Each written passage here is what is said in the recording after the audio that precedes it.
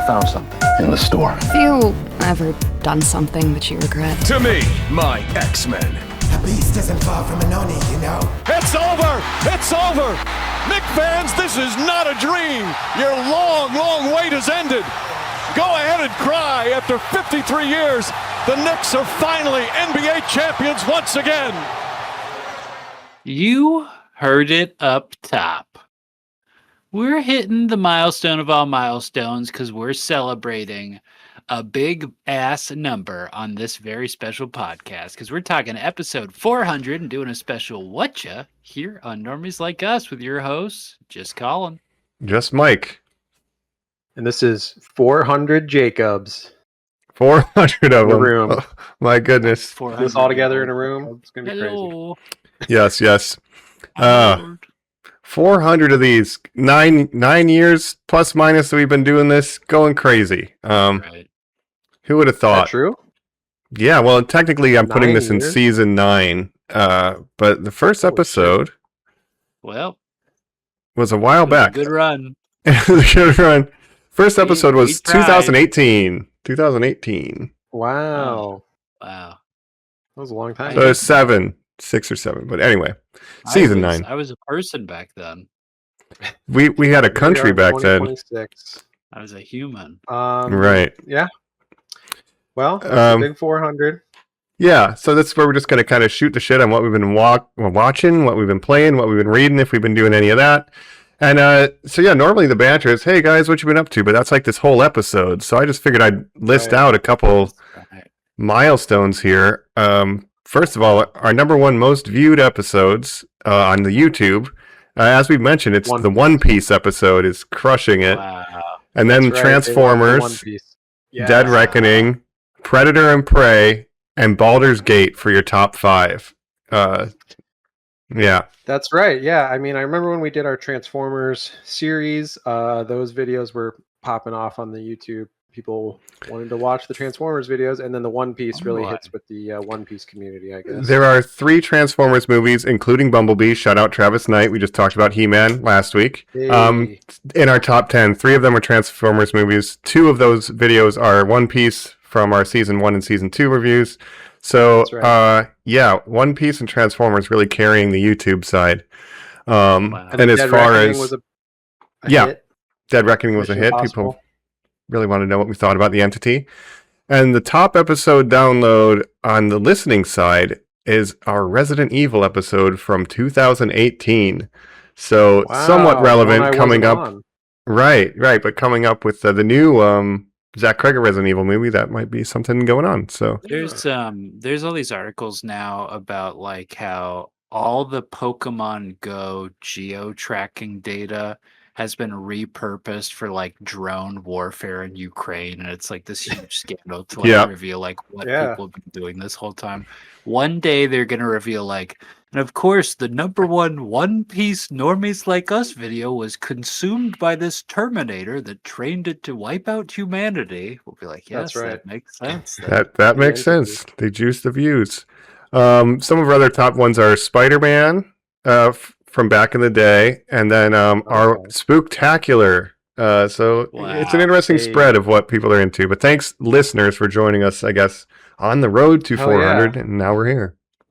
Wow. Yes, sir. And I think it's interesting to compare the YouTube and the audio version, because YouTube, it's kind of whatever hits the algorithm correctly and gets that audience. And for some reason, the One Piece YouTubers out there will just click on anything that says One Piece on it. We're desperate. Well, it's like We're desperate they can watch people.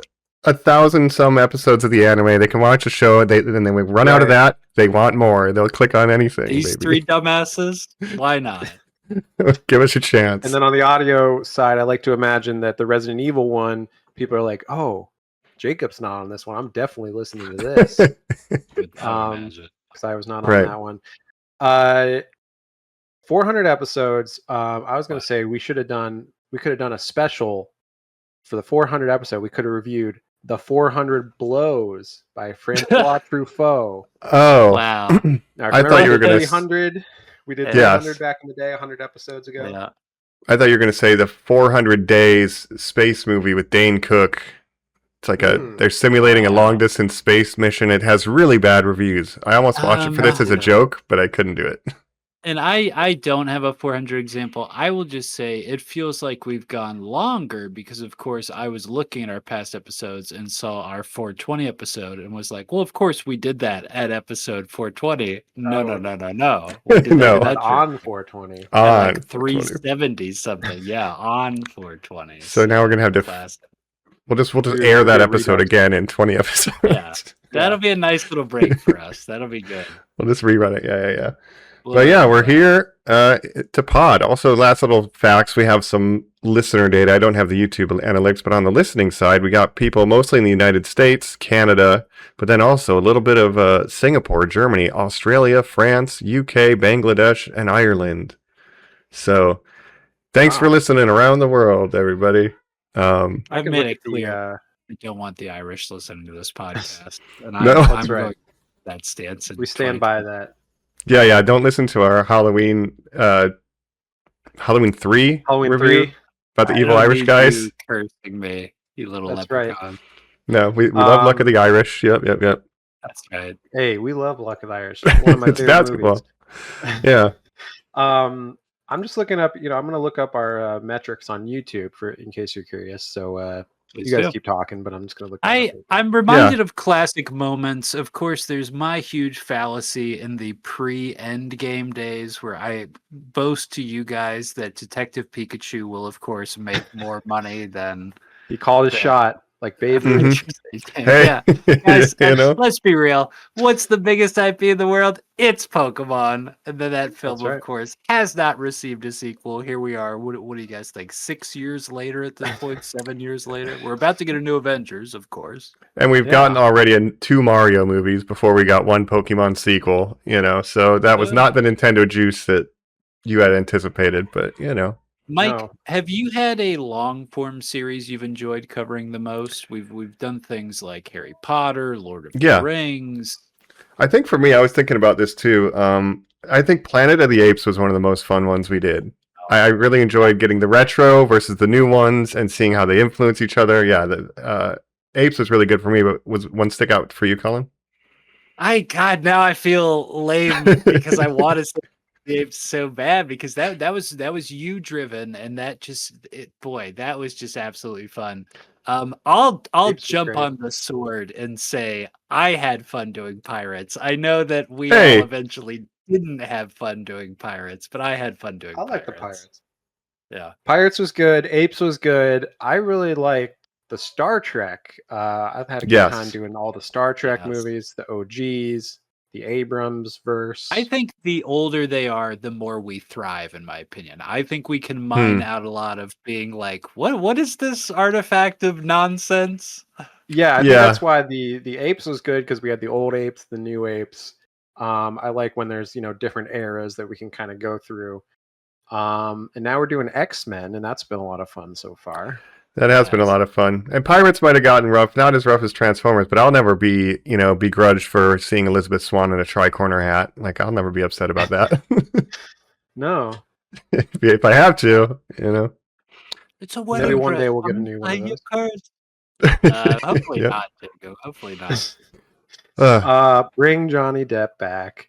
As you mentioned for our YouTubes, #1 video, One Piece, season 1, then Transformers, Dark of the Moon, Dead Reckoning, give me your Predator and face. Prey, Baldur's Gate 3, One Piece season 2, Transformers: Revenge of the Fallen, Bumblebee, Avatar: The Way of Water, Transformers: The Last Night. And I was gonna look up like what countries and stuff, but I got to figure out how to do that. Well, maybe we'll tease that for the Bumblebee- end, maybe. But yeah, Bumblebee. These are all In these Bumblebee are all news- franchises. Oh, please. Yeah. Well, in Travis Knight news, this Oh. is kind of a bummer, but the Masters of the Universe not doing well, as we have said. It fell off 71% from last weekend. Is now considered that's a large. on the track to be one of the biggest box office bombs of all time. How dare you? So It that's is, unfortunate. What's the John Carter? It's a John Carter John Carter situation. from Mars. Yep. Yeah, I would say it's even worse than Dungeons and Dragons in terms of Oh boy. bombing. So I'm not expecting a sequel to that movie anytime soon. Sadly, Yeah. because of course we all enjoyed it. We thought it was fun. Yeah. And this was like one of the first movies I saw that said Amazon MGM. You know, they had stolen That's the right. lion logo for their own and were wearing its corpse around. It was so crazy that the box is the thing that does the roar, Mike. An Amazon box puts its It's head an up and it Alexa. says, "Roar!" Yeah, it's an Alexa. Start the movie. Rawr. You got it. Bringing up He-Man, Masters of the Universe. Gimmick Fuck off. lights. Yeah, Yeah, we'll get ready to see more of that Amazon. You know, they got James Bond now. that's true. Is the Hunt for Gollum? Is that Amazon MGM? That's This not- new that- Lord what- of the Rings. Those that aren't they're even doing? words that you just said. Yeah, right. Just- Lord of the they- Rings: The Hunt for Gollum, coming in No. 2027, starring No, I Anya don't think so. Taylor-Joy. No, directed. no. No, you shut up. And then directed by Caesar himself, Andy Serkis. That's Ooh, there's that's right. there guys. There's a lot going on. Furiosa starring in a Golem movie directed by a mean monkey. Caesar. There's a lot of boxes for us checked. That is kind covers of in our very alley. interesting. Yeah. A lot of ground. Very interesting. Yeah. That's very true.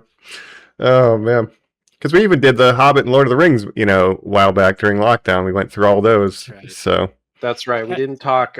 We've talked a little Rings of Power. Not maybe in some Whatchas we've mentioned Rings of Power and how that show has been. Is there an not update great. on that? Have they given up on that? They're still Like, making it. officially? There's a new Wow. season coming. They're doing season 3. Jacob, Yeah. that's actually kind of cool. That's actually kind of punk rock. Well, I think it. it's more that they've sunk so much money into it that it's sort of like a sunk cost fallacy where they're like, well, we need to keep making it. We spent so much money on this and have recuperated none of it. I think they should greenlight He-Man the sequel. If we're just throwing money away for burning it, burn it on the He-Man sequel too. Yeah. Bezos, come on. He's got the infinite money glitch. Just do He-Man at a loss. Yeah. Just do the right thing. Tax write-off. You love not paying taxes, right? You know, just Yeah. tax write-off. But Mike, I assume you fell off on that Rings of Power at some point. Like you've not seen the whole thing. Oh no, I watched through season 1 and refuse to look at season 2 and beyond. I will not anymore be participating. there you go. I'm setting a boundary. It may have gotten better. We just don't know because no one has We seen won't. Well, and I never will. Yeah. Yep. So yeah, but Um, that's kind of the journey. Well, you know what is it? There and back again. That's where we've been on this podcast up to this point. There and back Pretty again. crazy. To think that we started way back in 2018, pre-pandemic, pre-COVID, pre-Biden, pre-Trump 2.0, a simpler time maybe back in 2018. Our former host Joe, he kept saying he wouldn't get the shot. Remember, guys, that was his whole stance. He said he didn't Right. need it. Remember? Yes. God, we And I need said him. I said we need vaccine mandates on this Yeah. video podcast that we do remotely. You kept your whole thing was we had to get other Discord accounts so that we could make space between how our spaces were going. There'd be one blank space that we'd social distance in the Discord video screens, Jacob. It was very interesting. Yeah, That's right. Demand to see your vaccine card to make sure Yeah. it's up to date Yeah, before I hold it up to go the on video camera. with you. Yeah. Yep. Shout out Moderna, Yeah. Pfizer. What's up? Yeah. Hey. Chad, I miss you guys. I miss you. See you Uh, soon. If I have Yeah. anything to say about it, see you guys Hantavirus. soon. Yep. Yeah. Yep. Pandemic 2.0 is Hookworm. coming. What are you guys doing about the hookworm? Yeah. The hookworm, I'm getting Ebola, I hantavirus. got it. Just I give got me it at this good point. to me. Don't worry Yeah. about it. There's no plagues happening at the end of the world, right? There's not gladiator fights happening in the emperor's front lawn, right? This is all normal stuff. boy. No. Oh boy, Mike. Oh boy. But amidst all that, Really? we have been taking time over the last couple of weeks to, you know, be watching some stuff, playing some stuff, and reading some stuff that we normally haven't gotten to do a full episode on. And that's kind of what we're here to chat about today. The stuff that gives us a brief reprieve from the craziness that is the state of affairs in 2026. Yeah. That's right. It's a classic Whatcha, and we're going to be talking everything we've been watching, reading, playing, consuming. Consume. And But yeah, I'm excited.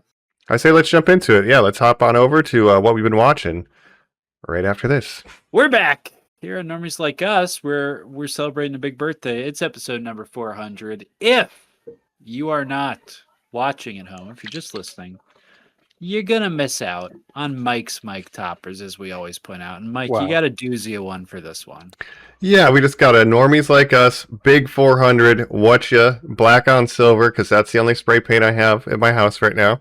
And yeah, we got another good Mike topper. We need to make that website. We need to get a Squarespace going, and I can start selling these Mike's Mike toppers. And the shirts, of course. Yes, right. Once you top, you just can't stop. I know there's a big market for Mike toppers. There really is. Yeah. There really is. Yeah, everyone's asking is. for them. I need to Especially get one for specifically in my Mike. house. Yeah, just give me the specs, and we'll get one ordered Yeah. up, shipped out. Free shipping domestic. That's not true. We'll You're start paying for getting shipping. matching ones for every episode. It's like, look in your square, Jacob. I'm like, his mic is naked. It's like it doesn't even represent anything. What do you I know. stand for? I Right. stand for sound Yeah. amplification. That's what I stand for. I hate Uh, that. No, the real whole quick, idea. I can, Oh, go ahead if you got something. No, you run it. just hold over from the intro. I found the geographic demographics of our viewership on YouTube. Mhm. Lifetime on the channel. United Okay. States, number one. No surprise there, of course. hmm Been there, done that. Cross it off. hmm United States, 15% of our views. Only 15%. Only Surprising. 15? Look at us. Number two, India. Wow. Okay. Number Yeah. three, Indonesia. So it's United I'm States, big in both India, these places. Shout out Indonesia. Vietnam, Pakistan, Philippines, Bangladesh, United Kingdom, Canada, Germany, Malaysia, Australia, Brazil, This is etc. good. This means Malaysia. Pakistan has been getting my letters. Yeah, Yes. a lot of India, Indonesia, Vietnam, Pakistan, Philippines. Surprising amount there. Yo, shout yeah. out. Yeah, thanks, Wow. international listeners. Podcast. Yeah, thank we're you. internationally acclaimed. Yeah, that's awesome. Thanks for pulling that No up. matter how you're watching or listening on podcasts, on YouTube, we appreciate you. You Mhm. keep saying you're touring the Philippines, Jacob, and that our viewership is growing every time you go there. You tell them about our podcast. What do you mean? Yeah, by I'm that? spreading the word. He's doing a Yeah. one-man live show. Interesting. hmm Yeah. But we're here talking what we've been watching, and if I may be so bold, is to pitch something that I at least have been obsessed with for a long time, and that would be Wow. Curry Baker's new film, Obsession. Have you guys seen this movie? Curry Barker. And Curry yes, Barker, correct. that's His correct. one name is a food, Curry one is the Baker sound a dog would be very makes. funny because that's like someone who bakes curry, right? Correct. Yeah, he's such a chef. Let him cook. We'll let him cook with this one. But yes, Let him cook. Curry Barker. Have we all three seen this? I believe only you and I have. Colin, you have not seen this. I have. I have very recently seen this as Okay. last night. Well, it's That's funny great that you because I mentioned actually, I seeing wanted to this. talk potential spoilers on here, so I was hoping that. Oh, because you I got happen it. to have with me a One Wish Willow. he's got the I got one the last Don't one in you the break store. that. I'm not going to break it, Break not that. yet. I'm going to say I hope we can get to 402 episodes. That's going to be my big wish. Ooh. So two more. Yeah, we Just can two go more. bigger than that, Mike. I'm not Yeah. asking for a lot, but two more is 420. Just make sure you word your wish very carefully and specifically before you break it. Right. Please let Nikki Freeman like our podcast more than anyone else in the whole wide world. Something like that. So That's Mike right. Topper, We've got- number 2, we got it. An obsession. Wow. Mike, you want to talk about these things obviously because you like it a lot. We're going to talk about this movie. We're going to talk about some other stuff, but we kind of set up before that like things have been happening in the background of the world that we haven't been able to talk about, right? Because of timing of stuff. This Three or is four movies. like under the umbrella, like the big, yes, but yeah, these young people making these ultra successful movies. Certainly this is one of them. Yes. right? Yes. And then we'll be covering the other one, surely. Yes, it's been sort of a moment for this low budget indie horror. Well, one is Neon, one is A24 that we're going to be talking about, directed by young 20-somethings directors who got their start in YouTube. And yeah, Obsession is one of those. And like you said, we've all seen that, which is good because I did kind of wanted to maybe get into spoiler talk a little bit because it's hard to talk about certain things. Although we can say, For sure. we'll Well, put I a just spoiler alert before we mention that. Yeah. before we jump into there, but how do we feel about this movie? Because I it's no secret that I've been extremely high on this movie. It's been flirting with being my number one movie of the year. Like it's battling the Bone Temple as we speak in my heart. So Battling the Bone Temple. yeah, I know, right? But where are you guys netting out? Yeah, I liked it. I think it's.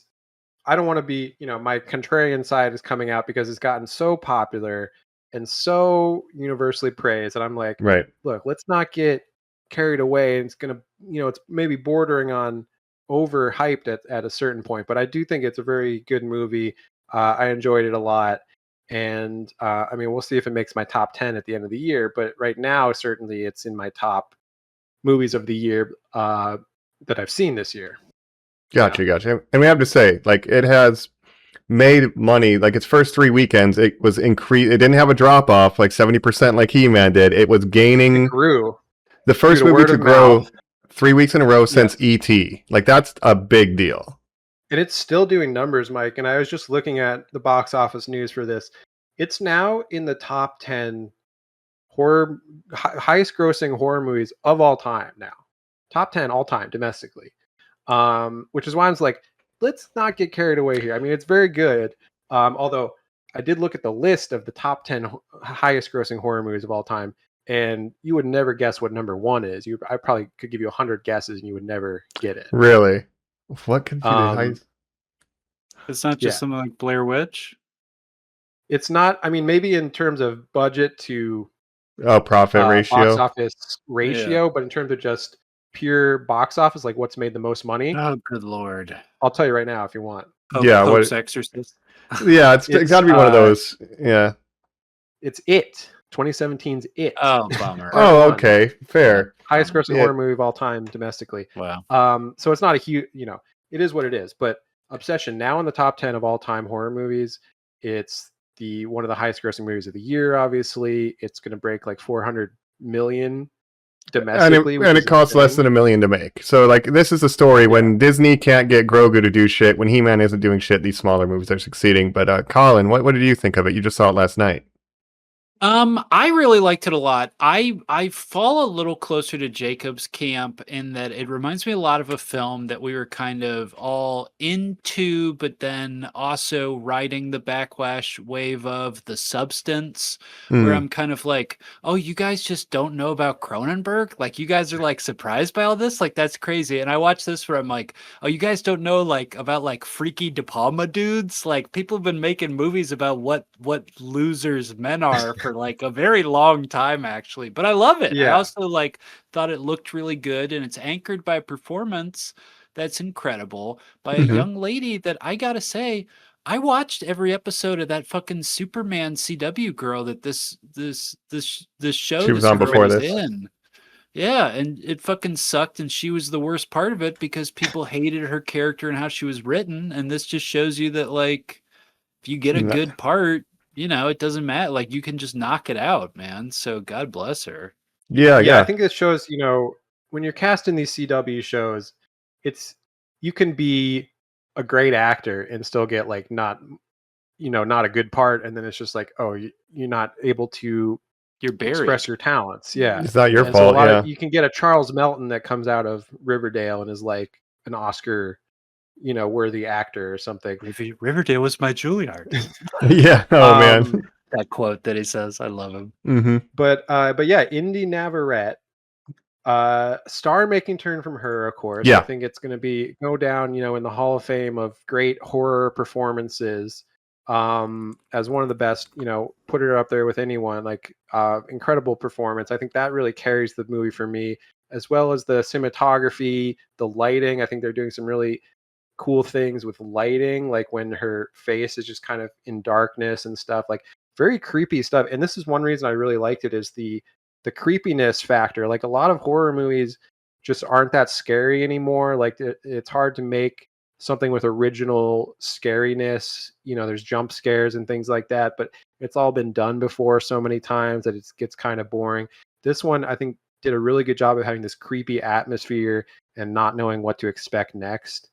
That really sells it for me.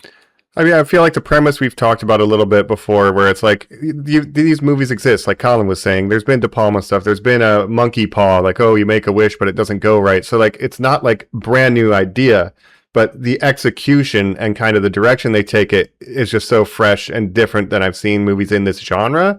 So I really appreciated the two lead actors' performances, specifically Indy Neverett. Michael Johnson also, I think, is pretty underrated because he's carrying his share of the movie, but she's just so big and he's so small, like, on purpose. Michael Johnson rules. He's also a couple years older than the character he's playing, and a super out guy. He is gay. He was a former model, and I think he's playing this kind of like camp version of an incel without this movie explicitly being about incels. That is like very underrated next to Indy's performance, Mike, which is obviously getting lauded to the point where people are like, well, she's the next Gladys in Weapons. Like, she needs an Academy Award now. Yeah, the hype is up for real. I think, first of all, it's sort of about modern gender relations, modern dating. And I think that's one of the reasons why it's connecting with audiences so much, is that it does feel like this is like a Gen Z, like this is a movie made by and for Gen Z. And a lot of movies, they feel like they're made by, older generations. And, Gen Z did not go to He-Man, but they went to this. Relevant. No, but I would also argue why it works for everybody and why there were still people at my theater when I went last night. Is that it is universal. Like, people acted like this in my age. Like, when Indy straight out just like literally says like, "Do you have a crush on me?" and he still can't fucking admit it. Like, people have been in that situation since the dawn of time. Like, it's insane. Yes, there's a little bit of that universality. Very relevant for millennials as well. Yeah. And I mean, the shy guy who doesn't know how to like express interest in girls, like that's obviously a very recognizable thing for me and for other people. So the monkey's paw trope of it all. It's very funny that Curry Barker said in like an interview that he got the idea from seeing a Simpsons episode, right? Like a monkey's paw Simpsons episode. That's very funny that's his reference. That's his like buy-in to the. Is that what he said? Yeah. I've seen this as well. He's like, I had this idea about doing this like relationship exploration movie, but I couldn't figure out the hook. And then I was watching The Simpsons and I saw the monkey paw. And I'm like, I'll just do that. Let's do a monkey's paw story. Yeah. But yeah, I think it's a very good movie. Like I would argue I'm a little cooler on the guy, Michael Johnston. I didn't think his performance was as good. Like he just has to act kind of like freaked out and scared the whole movie. So it's a little one note for me. I didn't think he was like terrible. It's just compared to, I feel like Indy Neverett is carrying the movie so hard with her performance. Her amplitude, you really liked me and liked this movie, you would admit that his performance was good and you'd put this gun in your mouth. Yeah. Oh man. Yeah. I also, when I look at him, I read this online and then I can't stop thinking about it. He looks like a mix between Dave Franco and Charlie Kirk. Oh no! And so I'm now looking I at his can't stop picture. seeing that when I look at him. I see the Dave Franco. I don't see the Charlie Kirk. Fair. Well, we are all Charlie Kirk, so we are all Charlie Kirk. Just kidding. His neck's held upright. I don't agree. Fair. I don't know. He's been Kirkified. But I guess we'll just tap spoilers for anybody who hasn't seen this. Kind of talk about it a little bit to get into it. I do like the idea that like his name is Bear. Like that might be from the meme. Like if you were in the woods, would you rather be with a man or a bear? And women are like, I would rather be with a bear than a human man. Right. Right. Yeah. Because it's modern gender relations, and you have the nice guy persona of Bear, where he's like, he's like a shy, quiet guy, doesn't seem threatening, doesn't seem like a misogynist or anything like that. But then he's got kind of some stuff going on. As we get into it, but essentially he likes Nikki. There's an item called a one wish willow where you make a wish and you break it, it'll come true. He can't really confess how he feels, so he decides to make a wish on the one wish willow that I wish Nikki loved me more than anybody in the whole world. And then that begins this kind of unfolding of events that did not go the way I expected. Like, again, monkey paw, I know what it's going to be, but it really did not turn out to be that at all. Like, it is not Nikki being obsessed with him. It is that he is obsessed with her in all of the wrong ways and does not see her autonomy or anything. Sure. I would also say the surprise to me came from it basically being a possession movie. That a lot of the times Yes. you get the glimpse of her breaking free or the phone message being like, I don't know what's happening and I really don't like this. And you're just The like, moments where oh, she snaps back yeah, into kind of control over her you should kill body. me. You Yeah. should kill me. Oh no, no, no. Yeah, like that Because stuff is really essentially, interesting. yeah, Yeah. and we're in spoiler alert country here, but he Hmm. makes the wish. I wish that Nikki would love me more than anything in the world. Don't Mike. Um, Don't Mike. and I've seen this movie. I know better. in Don't the movie, Mike. that essentially causes some kind of entity to like possess her body. And again, this is where I have some logistical problems with the movie. Again, I think it's a really good movie. I'm being a little critical of it, but the logistics of how the monkey's paw works, it's like he's not really getting his wish. Like it's not he wished for her to be in love with him, right? But it's not really her, right? If it's a different entity taking over her body, and she has this moments of lucidity where she snaps back in and is like, what's going on? Like, so it's very much Hmm. seems like her consciousness is being taken over It's like by she's in some the kind of sunken demon or place and something else Yeah. is piloting Yeah. the body. Yeah. And it takes a minute for it to kick in too. Like there is some sort of like it's almost seems like he's truly asked for the world, which is very interesting. I've seen a reading of it. Like his words are like, "I wish she loved me more than anybody," but maybe in his mind, like he's just in love with her, like physically. Like he's not in love with Nikki. He just wants her physical being. So he doesn't get her Well, personality. The entity just pilots her because what he really wanted was just the body of Nikki, essentially, That's interesting. Yeah, I subconsciously. think it's a relatable thing because it's like if you've ever had a crush on someone where it's Right. like you're not actually in love with them, you're in love with the idea of them, like their idealized version, right? That's something you And got so to that's learn. kind of like Yeah. yeah, he's sort of seeing her in this light where he's like, oh, my life would just be perfect if she had feelings for me that I have for her. Like everything would just be better. But you're not looking at her as a real person. You're looking at her as an idea, right? Yeah. And seeing you two as in a couple kind of thing, like that's your idealized life, but you're not fully seeing her as a person. So you're not giving her that autonomy. And I think that's You're what's really interesting projecting. about it. Yes, exactly. And so that's why I like that. Like he plays like, oh, all this freaky stuff's happening with freaky Nikki, and like it plays like, oh, I'm so freaked out, and like almost like, oh, I'm the victim in this situation. But the movie is very much not that. Nikki is the victim from the jump. She has no Yeah. control of her body or what's going on, and they have this line where you do have like sympathy sometimes when freaky Nikki's freaking it, and you're like, yo, Bear, are you okay? But you always remember in the back of your mind, this is not a good dude. And I like that. That's He's like how they play this movie. It's like it would it's be so easy for him to just like put together and be like, and by the way, when I'm gone, you can piss and shit in the toilet. But like Right. he's like so self-absorbed that he like doesn't even do that shit. You're just like, you moron, just like you could make it easier with your wording.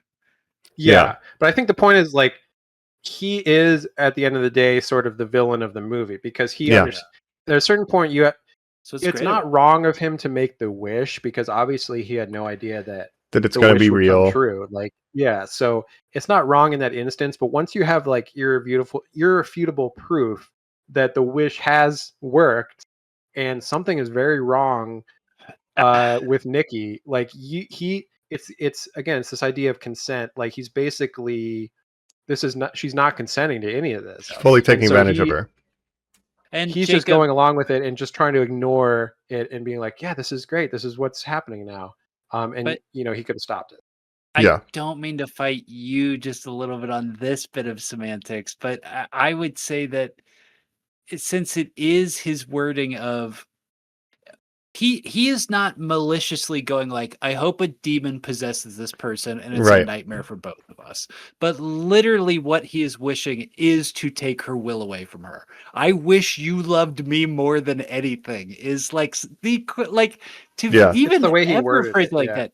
But it is the way a villain would phrase it. I have never once in my life had a wish that is like, I wish Jacob never gave up on the podcast ever because this should mean everything to him. Snap. It's Yeah. it's like, no, like I would be like, I hope that we're all successful one day. It's like, I hope Right. that Nick, I wish Nikki did love me. Like there's so many I wish I things was he could confident enough to tell her how I say. feel. Yes, Yeah. yes, If dog. he just didn't say the Exactly. more than anything in the world. It's like part of it. that. That's He where it adds fucks up. that Yeah. part on. You're just like, Right. that's crazy. Don't you know she's gonna talk to you about incest and then kill your cat dog? But again, I Dude, think there's yeah. no reasonable expectation that the wish is actually going to work, because in real life, wishes don't. That is not a real thing. This is from like obviously. a crystal store. Like you wouldn't expect, like, oh, I got Yeah. this incense and this It's thing. some Yeah. kind of little gimmick thing that he bought in a gift shop or whatever. Like like you're not expecting it to actually work, right? We But have you woo-woo realize- friends who give us crystals and rocks. Who, if they said That's right. like, if you hold this on your birthday and make a wish, like, you know, I do that sometimes, and the odds have that it actually rocks. worked would be horrifying. Yeah. Yeah. Yeah, and as Jacob said, there's a point at which in this movie he literally calls the customer service and he's like, "Oh, can I like change my wish?" He's not saying, "Can I remove it?" I just want to alter it because. We don't really And then when he do that. learns that Nikki's trapped back there, he never intended to stop it. He just wanted to change it so this version of Nikki would be better for him. He doesn't want to free real Nikki, and at that Yes. point, he's totally culpable for everything that he does. That's when he becomes the villain. And there's these Fully. again, there's these moments where she snaps into consciousness and she's like, I don't know what's going on. This isn't me. And at one point is basically, yeah, begging him to kill her. And his response is, well, would it be so bad to be with me? And that's when you're like, yeah, you're a villain. You are an actual villain, my friend. And her line, I've never been with you. Like that too is like everything like that you need to know about this guy. Yeah. Yeah. And so yeah, it's that nice guy persona. So it's an interesting spin on that whole.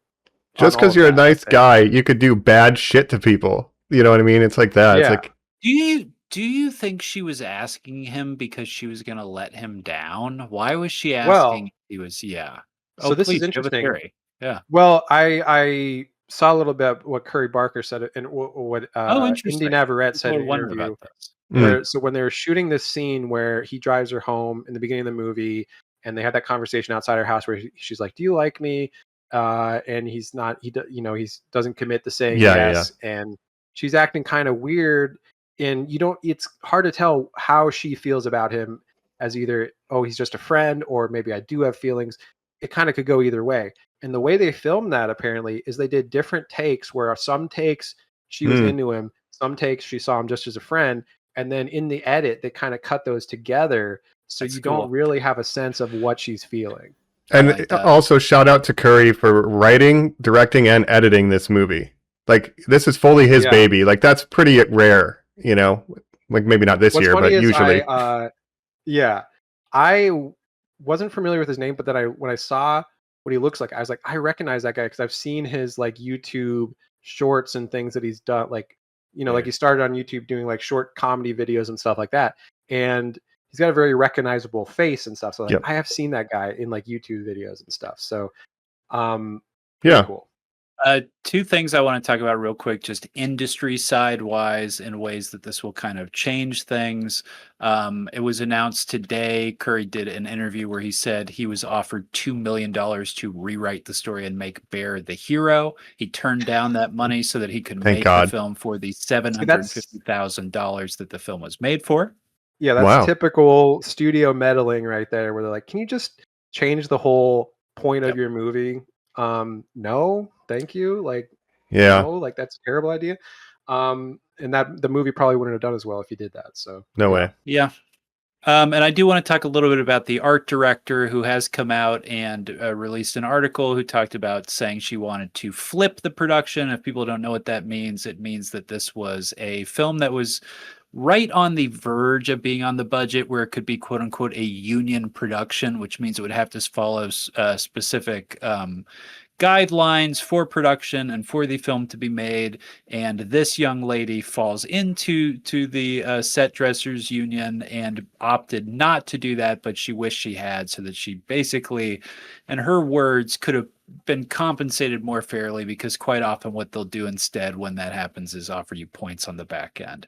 And it has sort of come out with Corey Baker and everybody else saying nobody received points on the back ends for this film, that basically it was the Neon picking it up and funding the release that is really what's taken this film to the next level. Yes. I think it's an interesting labor discussion in regards to, you know, making movies, where yeah, Yes. this movie is talked about as a success in that it was made for $750,000. It's made 400 million or whatever. The crew is not seeing that 400 million. success in terms of like they're not getting a bonus or anything like that. So, but to the point interesting that to talk about. literally Mike Yeah. just listed, that the man who wrote, directed, conceived of this, edited, also does not receive any sort of bonuses due to No. profit, gross or anything like that. And that's generally a something you would decide beforehand. Like if George Lucas giving an actor like points on the back end or whatever of Star Wars, right? That's decided beforehand, and you make the deal beforehand. What's interesting, I think it's an interesting discussion worth having with the labor of making movies, though, because you have this art director who's like, yeah, I was paid like $3,000, to work on this movie that's made 400 million. We're not seeing that profit. It's more of a larger discussion of like something's got to change within the movie industry where now you could argue like, well, you use this work to get your next job, and your next job you get paid more.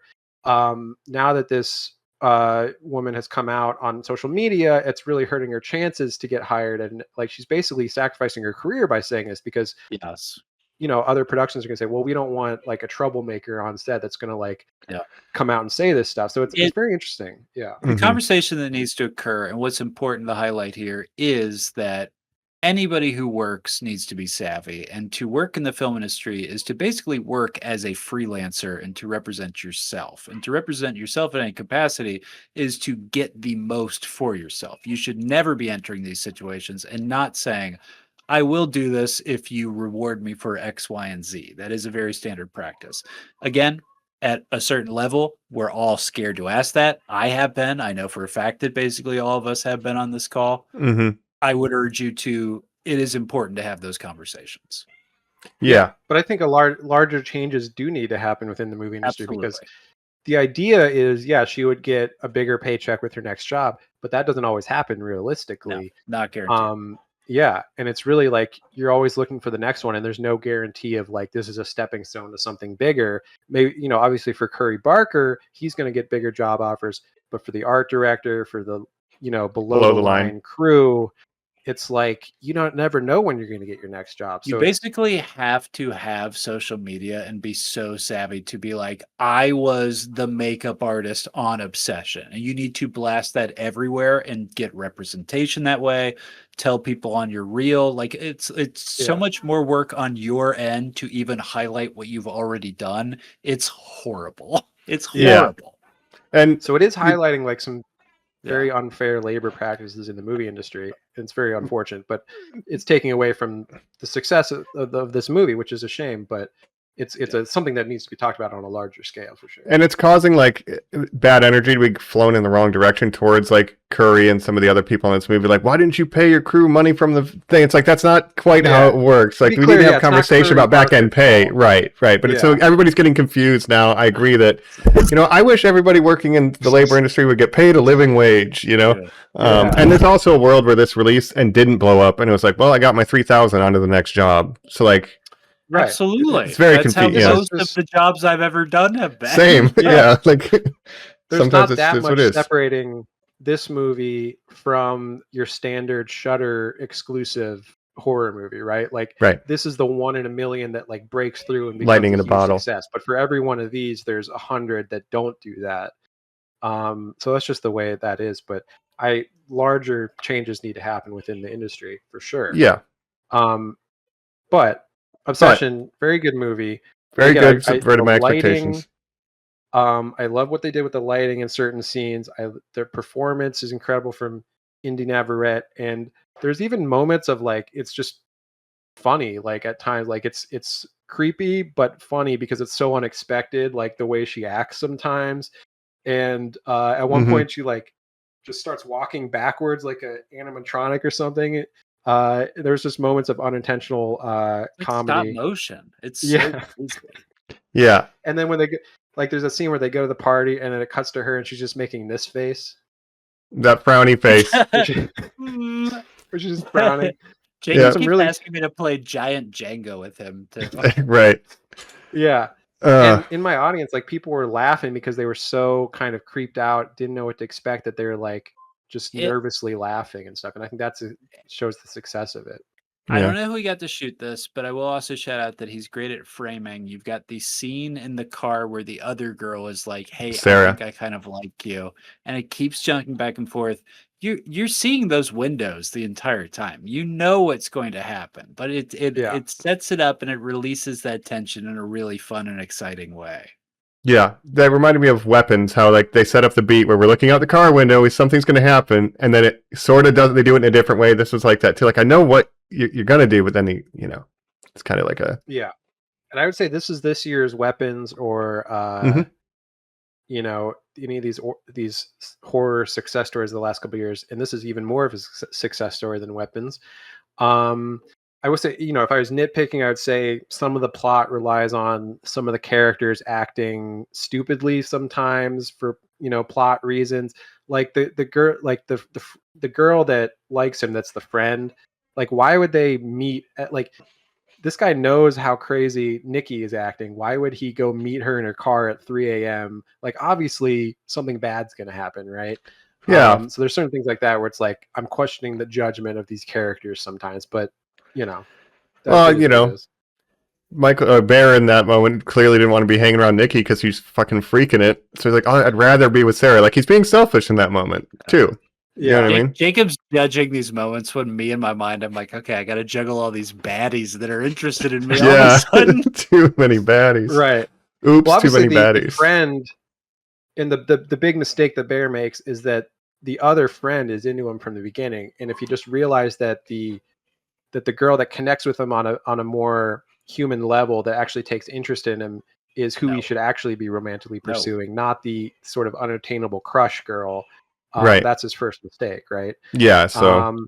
Yeah, but then I was just worried about Andy Richter. That's I was just worried about Andy Richter's music store and how it's going to stay in business. Yep.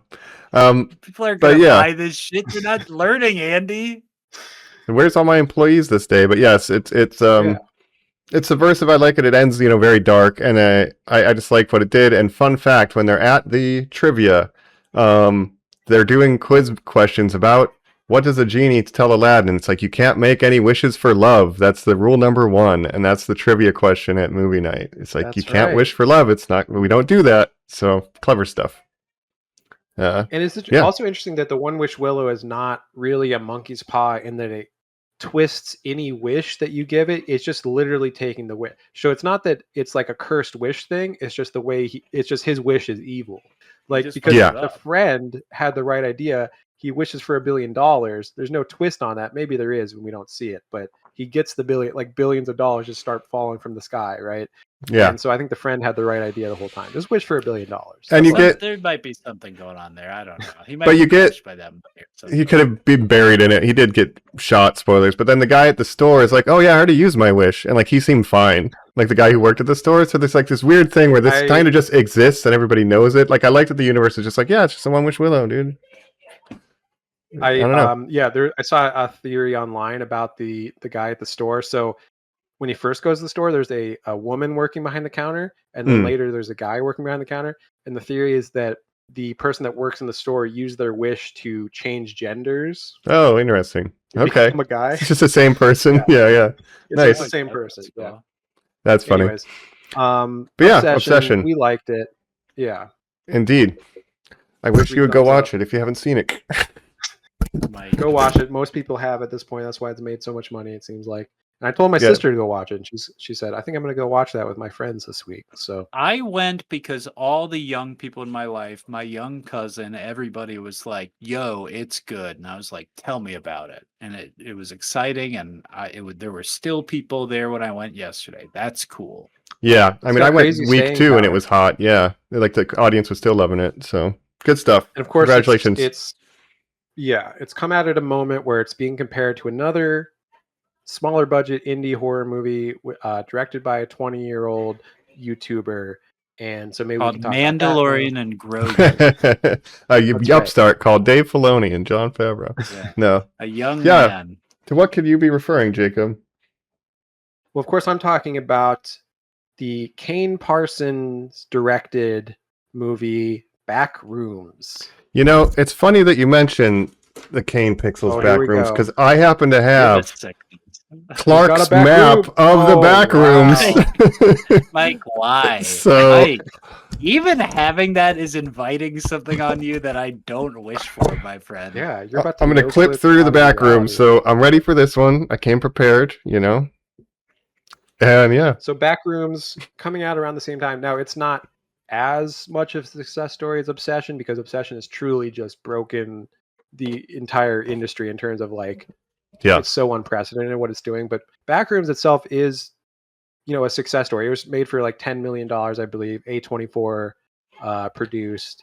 Yeah. And it's doing pretty well. It's not doing as well as Obsession. Yeah, it's made several hundred millions of dollars, maybe around 300 by the time we're recording this. And it was an interesting situation because Kane Parsons, as Jacob said, was doing these on YouTube for the past several years in Blender, these kind of Backrooms shorts. And I never watched them, but I looked it up on YouTube today.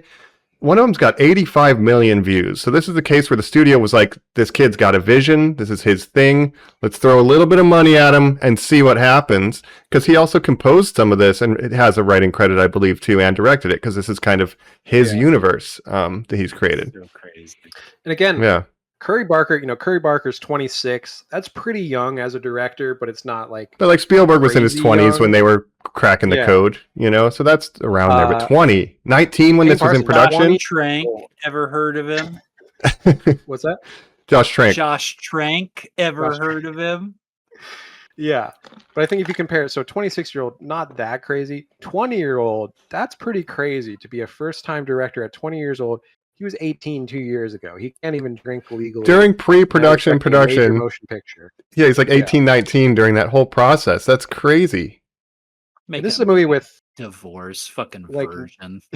Yeah, and actors, therapy. You know, Chiwetel Ejiofor, you know, big name actors in this movie. So it's not like it's just interesting that the trust they put in this 20-year-old who it seems like it paid off. And now I have not seen Backrooms. I was last night I was planning to go to the movies. I was like, I was deciding between Backrooms and Disclosure Day. And I was about to go see Disclosure Day, and then I decided, you know what, I'm too tired. I don't want to leave the house. And so then I just started watching a show that I'm going to talk about later. Okay. So I did not see Backrooms. But so you haven't seen Backrooms. Okay. Isn't it true that you went in your closet, Jacob, and you appeared in a sort of yellow Cinemark? Mm-hmm. Yeah. Well, I am familiar with the idea of Backrooms. Obviously, it's kind of a creepypasta. 4chan post, a creepypasta, and I'm very familiar with that 4chan post. And I'm familiar with the idea of liminal spaces.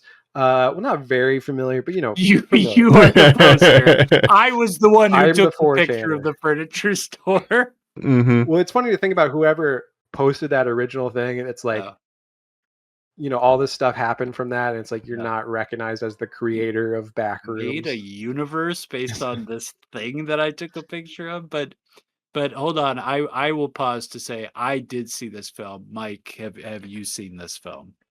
Of course, I have. Yes, I saw it. Mike has seen it a week after Obsession. Yeah, and this is one that our friend Joe was very excited for. He was, you know, when we were talking about upcoming movies a couple weeks ago, and he's like, Backrooms, I've been waiting to see that one. I think I'm really excited about I don't know Backrooms. why. Right. Yeah, I was sort of lukewarm on it because I was like, yeah, I'm familiar with the liminal spaces idea and the lore behind it online, and it's such a big sort of lore thing online now. And again, I think it's more of a Gen Z thing, this idea of liminal spaces. And I'm kind of thinking it has something to do with post-COVID, like pandemic just changed everyone's brains, where it's like people don't know how to like interact in the real world anymore. And I think that the whole liminal spaces genre can come out of that pandemic, like driving everyone crazy kind of thing. There's also something to it where it's like people have been commenting when they go to these movies, like let's say in a rural movie theater at a dead mall, and they get out of the movie and they're like, I'm just literally in the back rooms, because it's this idea of like a space that used to serve a purpose, but now it doesn't know what it's there for, and things are just big and empty, like this dead room. Like this. Yeah, this offends my millennial sensibilities. I find all of these visuals enjoyable, which is why I didn't find this film scary, but I really like the concepts a lot, and find all of this fascinating in ways that I can't describe. That all you young people are worried about all these things. I like the Right. look I of it think a it's lot. tapping into Yeah. those Gen Z anxieties about Yeah. life, I guess. Yeah, there used to be malls, Yeah, then to a me, pandemic happened, and now nobody goes outside, and everything is empty and weird. exactly. And Yeah, and everyone's it's hard. alienated from each other, and it feels like we're all just living in our own back rooms to a degree. Yeah. hmm Yeah, I like the ideas a lot. It's the plot that kind of like because we made a joke. He's like 20 years old. The plot revolves around our main character Clark. We learned this in the first scene, but he gets divorced from his wife and he's living in his furniture store. He's kind of down on his luck. But it's like so he's writing about these kind of adult themes like divorce and trauma and like therapy, and it's like you haven't lived enough, Kane. And the script is kind of showing that. But you know he's 20 years old. I'm looking forward to his next movie. I'm not like trying to take him down a peg. I love the look of this I thing. liked it a lot. I enjoyed it a lot. I maybe seemed a little harsher in text, but yeah, I'm like 7.5, 8 out of 10 easy on this. So yeah, Okay. Yeah, I still have not seen it. I do want to see it. It might be a wait for streaming kind of movie for me, but I mean, it looks interesting. And again, the big names attached to it. You have Chiwetel Ejiofor. You have Renat Rensiv, who's like a Mhm. Danish actress who's been in some like critically acclaimed movies and stuff that I like. and I want to shout out especially, Lukita Maxwell, who was in that Shrinking TV show that I watched with Jason Segel and Harrison Ford. I think it's like one of her first big movie roles. I don't know. I'm just like, oh, the girl from Shrinking. Good for you. So she plays one of the employees in this movie. Well, and I won't spoil something, but there is something else in this film that played a previous role in one of Mike's favorite movies, Alien Romulus. So another Very wholly true. overact for you. Oh. Buddy. Exactly. Yes. You know, I love my Um, tie-ins to Romulus. Mhm. yeah, I haven't seen it, but I know like is there eventually like some kind of monster in the back room that's like chasing you and stuff? There's weird shit going on. There's entities like that's always been in the lore. Like, yeah, it's Yeah. definitely worth not spoiling, but there's weird shit going on down there, and it's worth kind of going in Time cold. I'd traveling say. dinosaurs. Yeah, Yeah. yeah, Oh. yeah. Okay, well, I mean, I'll give it a chance. I do want to see it. I just haven't gotten the chance to get out to the theaters. Yeah. I have another kind of tag along with that movie. There was a liminal space movie I watched just before the Backrooms. It was called Exit Right. 8. And this is the Japanese Backrooms where a guy's trapped in an infinite looping subway corridor. Yes, And it's I've also very seen- good. I've heard of this. I haven't seen that, but I've seen gameplay. Like it's based on a game, right? It's based on a game, Yeah. correct? Yes. And I've seen footage of the game. I've seen someone like speed running the game on YouTube. So. It's and I've played as spoiler for the game thing. I'll talk about more there. But I played this game and its sequel. But it's basically a walking anomaly finding game. So you just walk down a hallway, and one Yes. thing will be a little bit different. And if you find that thing, then you can advance to the You wanna next turn stage. back or- Yeah. So, but it's just another kind of liminal space movie, and I really think that's a fun double feature to have Japanese Backroom and then Backroom. So yeah. I like that movie a lot. Maybe more than Backroom. I've heard good things, and yeah, this idea of like liminal spaces is so interesting. But yeah, the big trend this year seems to be horror movies directed by YouTubers. Obviously, we have these two. We have Markiplier's Iron Lung and Shelby Markiplier, Oaks. Get Shelby Stuckmanized. Oaks, Chris Stuckman. Those two were not as successful as these other two, but we can kind of loop them all in together. And I think it's just interesting. You know, back in the day, you know, you didn't have YouTube and stuff, so directors would get started making short films or whatever, music videos. People like Spike Jonze or you know, Paul Thomas Anderson, like they didn't have that way to break in. Now it's like, of course, yeah, if you want to start making films, make YouTube short films or whatever, get recognized from there, get a bigger platform, start making feature films. Like that's a totally relevant path to take now. Yeah, that's like that's your reel. And even Markiplier, like he just self-distributed it, and he had his own following to where he could make that successful. Like he didn't even go through distributors. Yeah. So it's like the industry is changing a lot with this pipeline of YouTuber to filmmaker that's happening now. Yeah. And I'm very jealous, Jacob. We are all Mhm. obviously aspiring filmmakers who, like you're saying, grew up without that. I would say to anybody now, film everything. Ask your parents for things like drones and stuff, like all this cheap technology. Use your phones, do all that shit. Like you can, it's so Mhm. much higher quality than anything we could have done as children. it's so much Yeah, right. easier now. Like, yeah, growing up like in the 2000s, like YouTube was just starting out in the late 2000s. It wasn't really a thing. And it's funny to think about, like we talked about in the X-Men episode, like, oh, if only we were born like 15 years earlier, you could break into Hollywood just by knowing who the X-Men were and getting a job like Kevin Feige. Yeah. If we were born 10 years later, we could have got a start on YouTube. We were just kind of born in the middle where Nope. we got hmm the, the short Oh, end of the stick. we're good, thanks. We don't need any more. Oh, okay, thank you. Oh, all Yeah. right. But you can just skip film school. Like, who needs film school? Just Oh, start fuck making yeah. YouTube. Don't do that. Can I want to continue. I'm going to do a recommendation right now, something I've been enjoying or something I've finished enjoying that I've talked Yeah. about before, and continue talking the YouTube trend. I'm going to talk about The Amazing Digital Circus. It's funny you mentioned that. There's No, I people don't. behind me.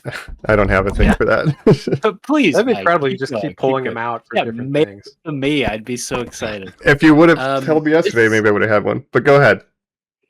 This is a movie that was released in theaters that I saw in theaters. That was episode 9, an hour-long episode, plus the previous episode, episode 8, to sort of tie things up. That was the finale of a YouTube television show I've talked about before called The Amazing Digital Circus, which had a sort of simultaneous release schedule with Netflix. It was not funded by Netflix in any way. It was made by this thing called Glitch TV, which is a YouTube collective. The particular person, a trans creator named Gooseworks, is the creator in charge of Digital Circus, does a voice on it, animates, directs, writes, does everything for it, music, all that good stuff. Now, again, the language we used was a little bit minimalistic to say, or patronizing, I'll say, to say like, if we had been born at this other time, we could have done all of this. That Kane Parsons took the time to learn Blender during COVID. I did not do that. I had other things going on. I had people that I was actively trying to have sex with because I was an adult. I was not the child that Kane Parsons was.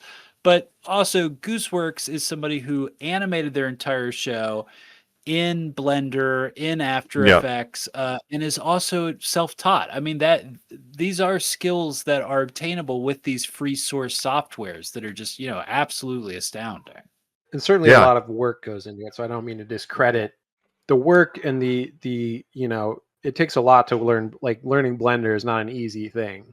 No. Learning any kind of software or anything like that. So yeah. Just, all the time I spent running around with the VHS and then trying to copy that tape into my computer in real time. And then, like, if that could have been a cell phone to a laptop workflow, like just, access to that tool could have had a different trajectory. But I'm not undercutting the hard work and talent that these people have. Yeah, certainly the technology makes it easier now for anyone to kind of break into filmmaking, which I think is a good thing. It democratizes it. But you still need to learn how to use the technology. You need to learn how to make quality stuff, right? So it's you still need that story is still king, right? You know what I mean? That's never going to change. And unfortunately, with all this technology, sometimes it works against you. I did see that the episode leaked right before it went into theaters or something, which that's been happening more and more these days.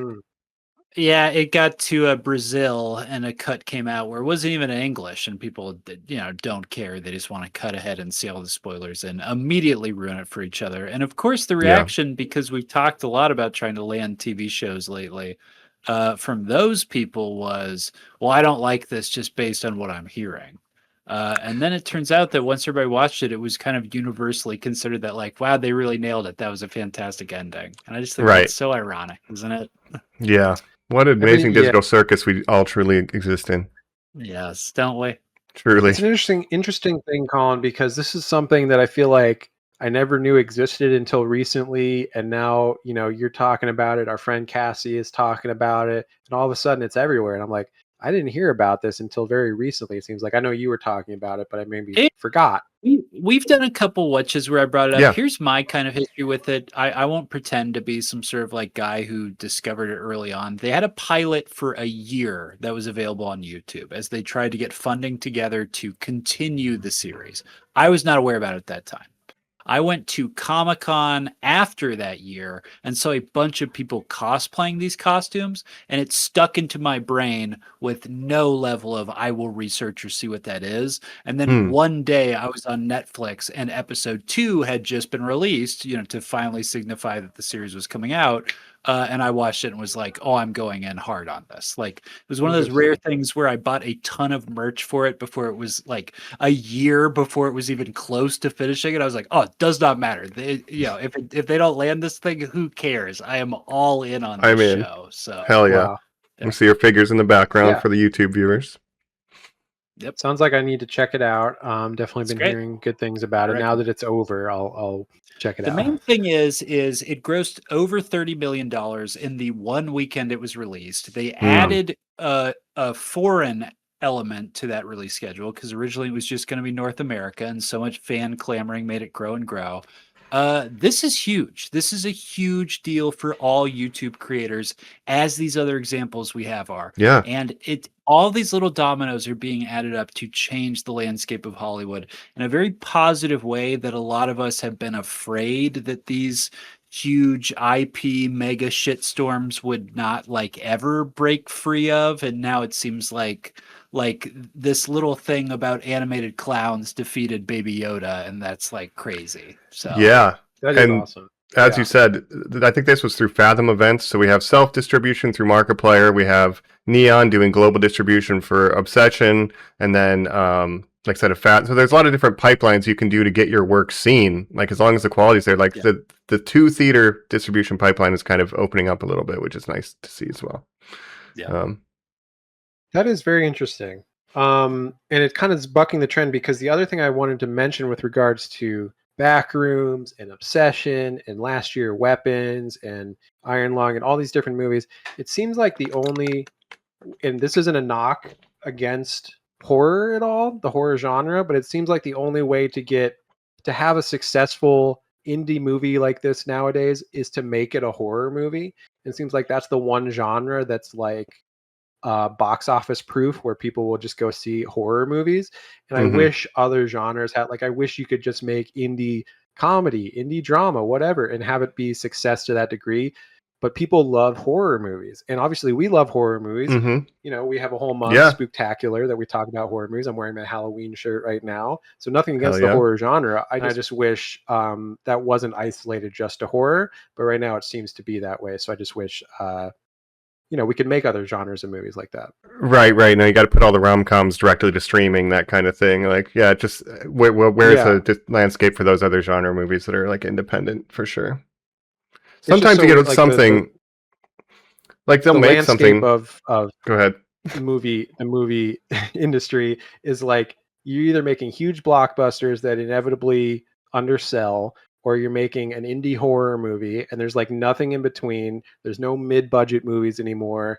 There's no indie dramas. There's no indie comedies. It's just, I wish there could be more kinds of movies and more success stories. It's great that Obsession, it's great that Backroom is making so much money. These indie horror movies, Weapons last year. I just wish we could get more diversity of genres and stuff and have those be successes as well.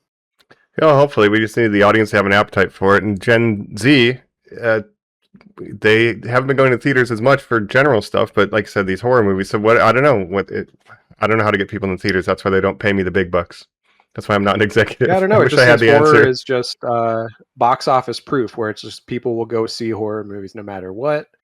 And so a lot of times you could have a great idea for a movie, and if you could just add some kind of horror element to make it marketable, it seems like that's the way to go nowadays.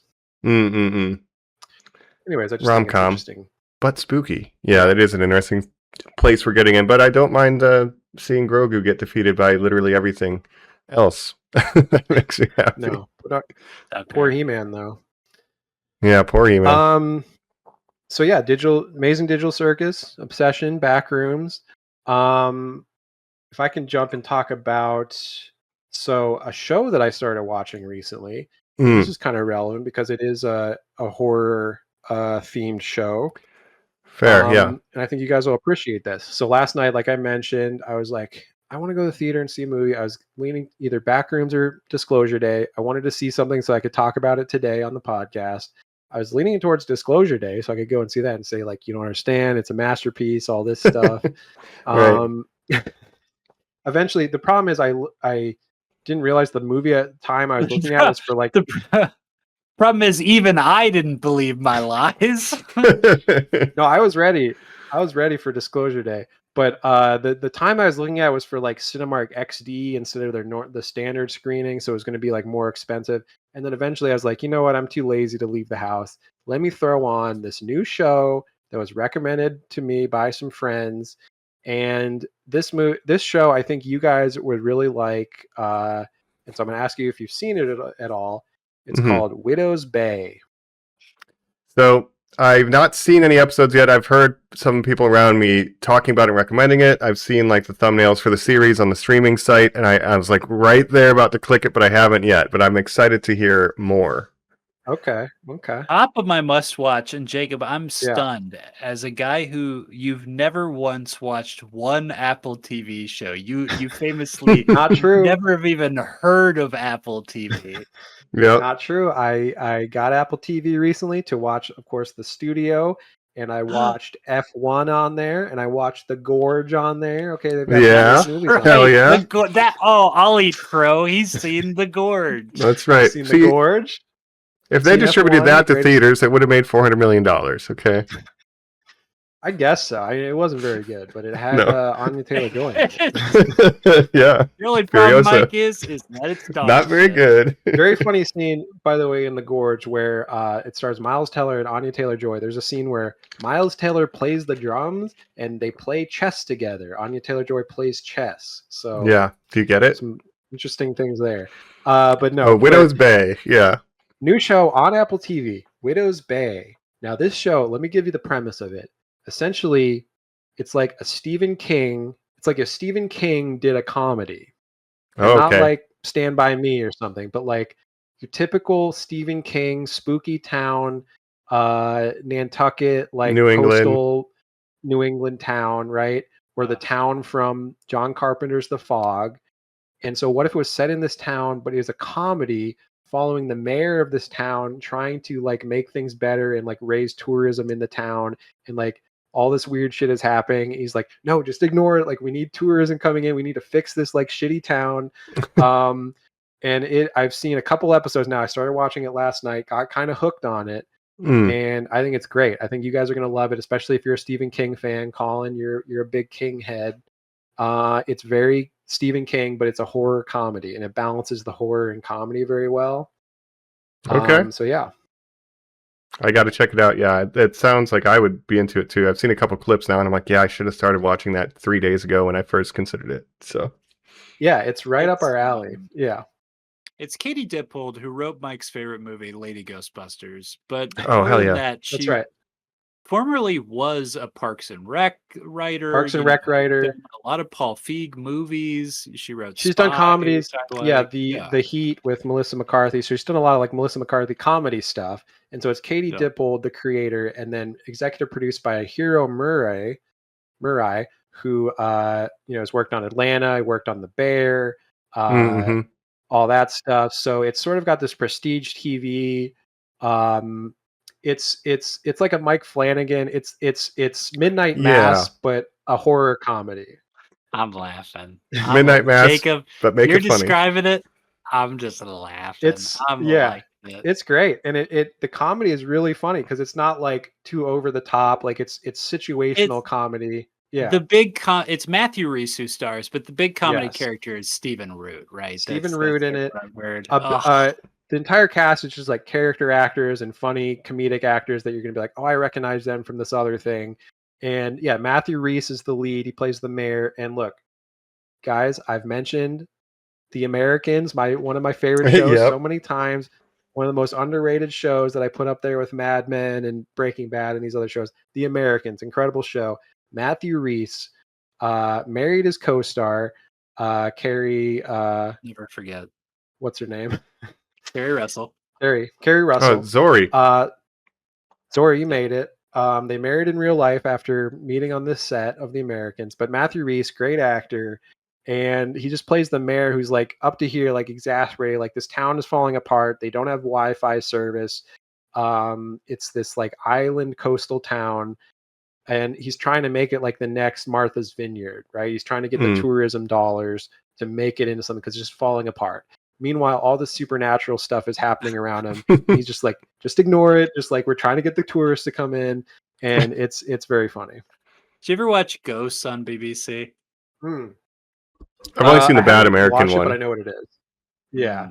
Yeah, they made an American version. Yeah. I've never seen that one. No. The British It's on one Hulu. is good. about ghosts, and people trying to open up a hotel, and a haunted hotel is very funny. So it That's seems fun. Yeah. similar-esque. Well, I like that. Nice. There's an animated show on Netflix with the same premise of like a haunted hotel, yeah. haunted hotel that I think is very funny as well.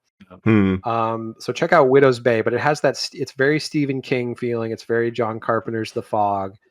Can I So shout it's out got my that element. two favorite Matthew Rhys performances? I always have to bring up every Please. time that he comes Yes. up. Is he makes an uncredited cameo because his wife Cocaine Carrie Bear? Russell stars it as the guy who is covered in cocaine for Cocaine Bear. He is so funny in that part.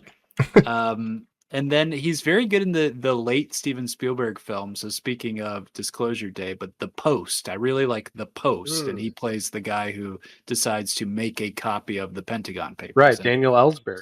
Yeah, Yep. Pentagon Papers.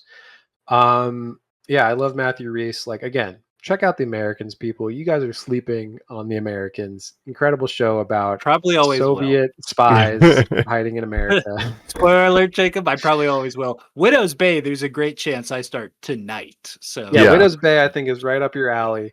And friends of ours have been watching it, so it was recommended, by friends of the pod, and our friends Cole and Lexi have been watching it and have been enjoying it. So that's on Apple TV. And then when I was on Apple TV, they also have this new Cape Fear adaptation, which I haven't watched yet. Cape Fear, like the if you've seen the Scorsese version with Robert De Niro. This one has Javier Bardem and Amy Adams, but it's a series on Apple TV. So I have not checked that out at all yet, but I don't know if you guys saw anything about that. Zero interest in that. Jacob, where have you been watching all of these basketball documentaries that you've been littering your letterbox with? Is that an Apple? Where do these things be housed? I'm glad you asked, Colin. Yes, I've been watching a lot of basketball documentaries. I've been in basketball mode recently. Is there something going on? Why? Is there some big basketball thing going on? Well, if we want to get into Jacob's Sports Corner, the NBA playoffs have been on, the NBA finals. But there's two. I've been hounding, any basketball documentary. I've just been watching everything. And there's two series that I've been looking at, because there's obviously 30 for 30, which is an ESPN documentary series that's been going on for a while. So there's been movies made, like different docs made in the 30 for 30 umbrella. And then Netflix has their own sports documentary series called Untold. And so Netflix puts out these Untold movies, and that's where I watched the Jailblazers, which is the Portland Trailblazers in the 2000s. They had a bunch of like criminals on their team. And they did one about Malice in the Palace. They're called the Jailblazers. That's incredible. They did one called about Malice at the Palace, which is another 2000s incident where Ron Artest got in a fight with fans and at Detroit's stadium at the Palace in Detroit. It's called Malice at the Palace. Which series gives us the famous MJ doc? So that's called The Last Dance, and that's what I've been watching recently, and I just finished rewatching. Obviously, that came out. That's not Untold. That's not Untold. That's not Untold. That's its own thing. Oh, okay. It's called The Last Dance. It was a 10-episode series. Came out in prime pandemic in 2020, and was a big hit in the pandemic because everyone was watching it, stuck at home, and that's when I originally watched it. I think The Last Dance is incredible. It's like the gold standard of sports documentaries. All the Dennis Rodman stuff. I could watch that. Just make that Dennis Rodman's incredible. Just make The Worm a movie. And so that'll be coming on my letterbox soon, Colin, because I just finished The Last Dance, rewatching it, and that's on Netflix if you want to watch it. And he came to me one day and he said he wants to start rebounding. And we said, Dennis, you ain't built for that. You ain't never rebounded once in your life. And he got in his head that he wanted to. So the very next day, he became the greatest rebounder in the league. Dennis Rodman, incredible character, probably one of the most unique, interesting people to ever play in the NBA. He said to me, Coach, I just got to go disappear. And we said, Dennis, Go to Atlantic City. Get Go to it out Vegas. of your Yeah. system. Went to Go Vegas. Go to Vegas. Go to Vegas. Dennis. I also watched, there's the Bad Boys 30 for 30 Bad Boys documentary about the Bad Boys Pistons back in the late 80s. Dennis Rodman drafted by the Pistons, played for those Bad Boys teams. Then he went to the Bulls, played for the Michael Jordan, Scottie Pippen Bulls in the Played for the 96. good boys. Played for the Good heroes. boys, yeah. But I've been watching the shit out of these basketball docs, man. I love basketball. I love NBA. Every time they pop up, I'm like, man, he is in the K zone. He's in a hole. I consider myself, a bit of a NBA historian. So I've been, I just love rewatching NBA history. And the Last Dance, I think even if you're not a basketball fan, it's just an incredible historical document about what it was like in the 90s. Michael Jordan was so famous. He was like LeBron today is nothing compared to Michael Jordan in the 90s in terms of international fame level. Like you could go to China and people would know who Michael Jordan was because he was just so omnipresent. He was everywhere in the 90s. He was in Space Jam, And growing up in the 90s, it was like I had a Michael Jordan poster on my wall in my bedroom. I was not a Chicago Bulls fan. I was a Cleveland Cavaliers fan. One of the main rivals was the Bulls, and I still had a player from the rival of my team on my wall because I was like, Michael Jordan is that guy. On record, on the podcast, Jacob, what do you think happened to his father? On the record. Well, he was murdered. The sort of conspiracy theory was that it had to do with Michael Jordan's gambling debts because Michael Jordan got in some hot water for gambling. And the other conspiracy theory is that that's why he retired and played baseball for 2 years. It had to do with his basically maybe he was getting into with some organized crime, some mobsters, and owed a bunch of money to people because he was such a gambling addict because he was so competitive and he had that killer instinct. That's what made Michael Jordan great. He wanted to dominate you no matter what it was, playing cards, playing golf. he was gambling. I'm gonna be the best gambler. Great. But it got him into this hole, and then his father was murdered under suspicious circumstances. Never proven to be anything to do with his gambling, but that's always been the conspiracy theory. I see. But so check out The Last Dance. But Sports Corner. It's been the NBA Finals. Sports Corner. Knicks. Well, Sports Corner. Hold on, Mike, who just won the Stanley Cup. Oh, it's interesting Carolina Hurricanes. that you asked me that because it turns out that I have a Stanley Cup. Mike's topper. You didn't make one for the NBA though. I mean, who knows? We're not at that part of the show yet. Listeners, I wasn't teeing him up. I was doing it to go quick. I was going to say the Reds are losing, but they won tonight. Mike, who won the Stanley Cup, and then I was going to let Jacob finish on the Knicks. But look at this sickness that Mike has.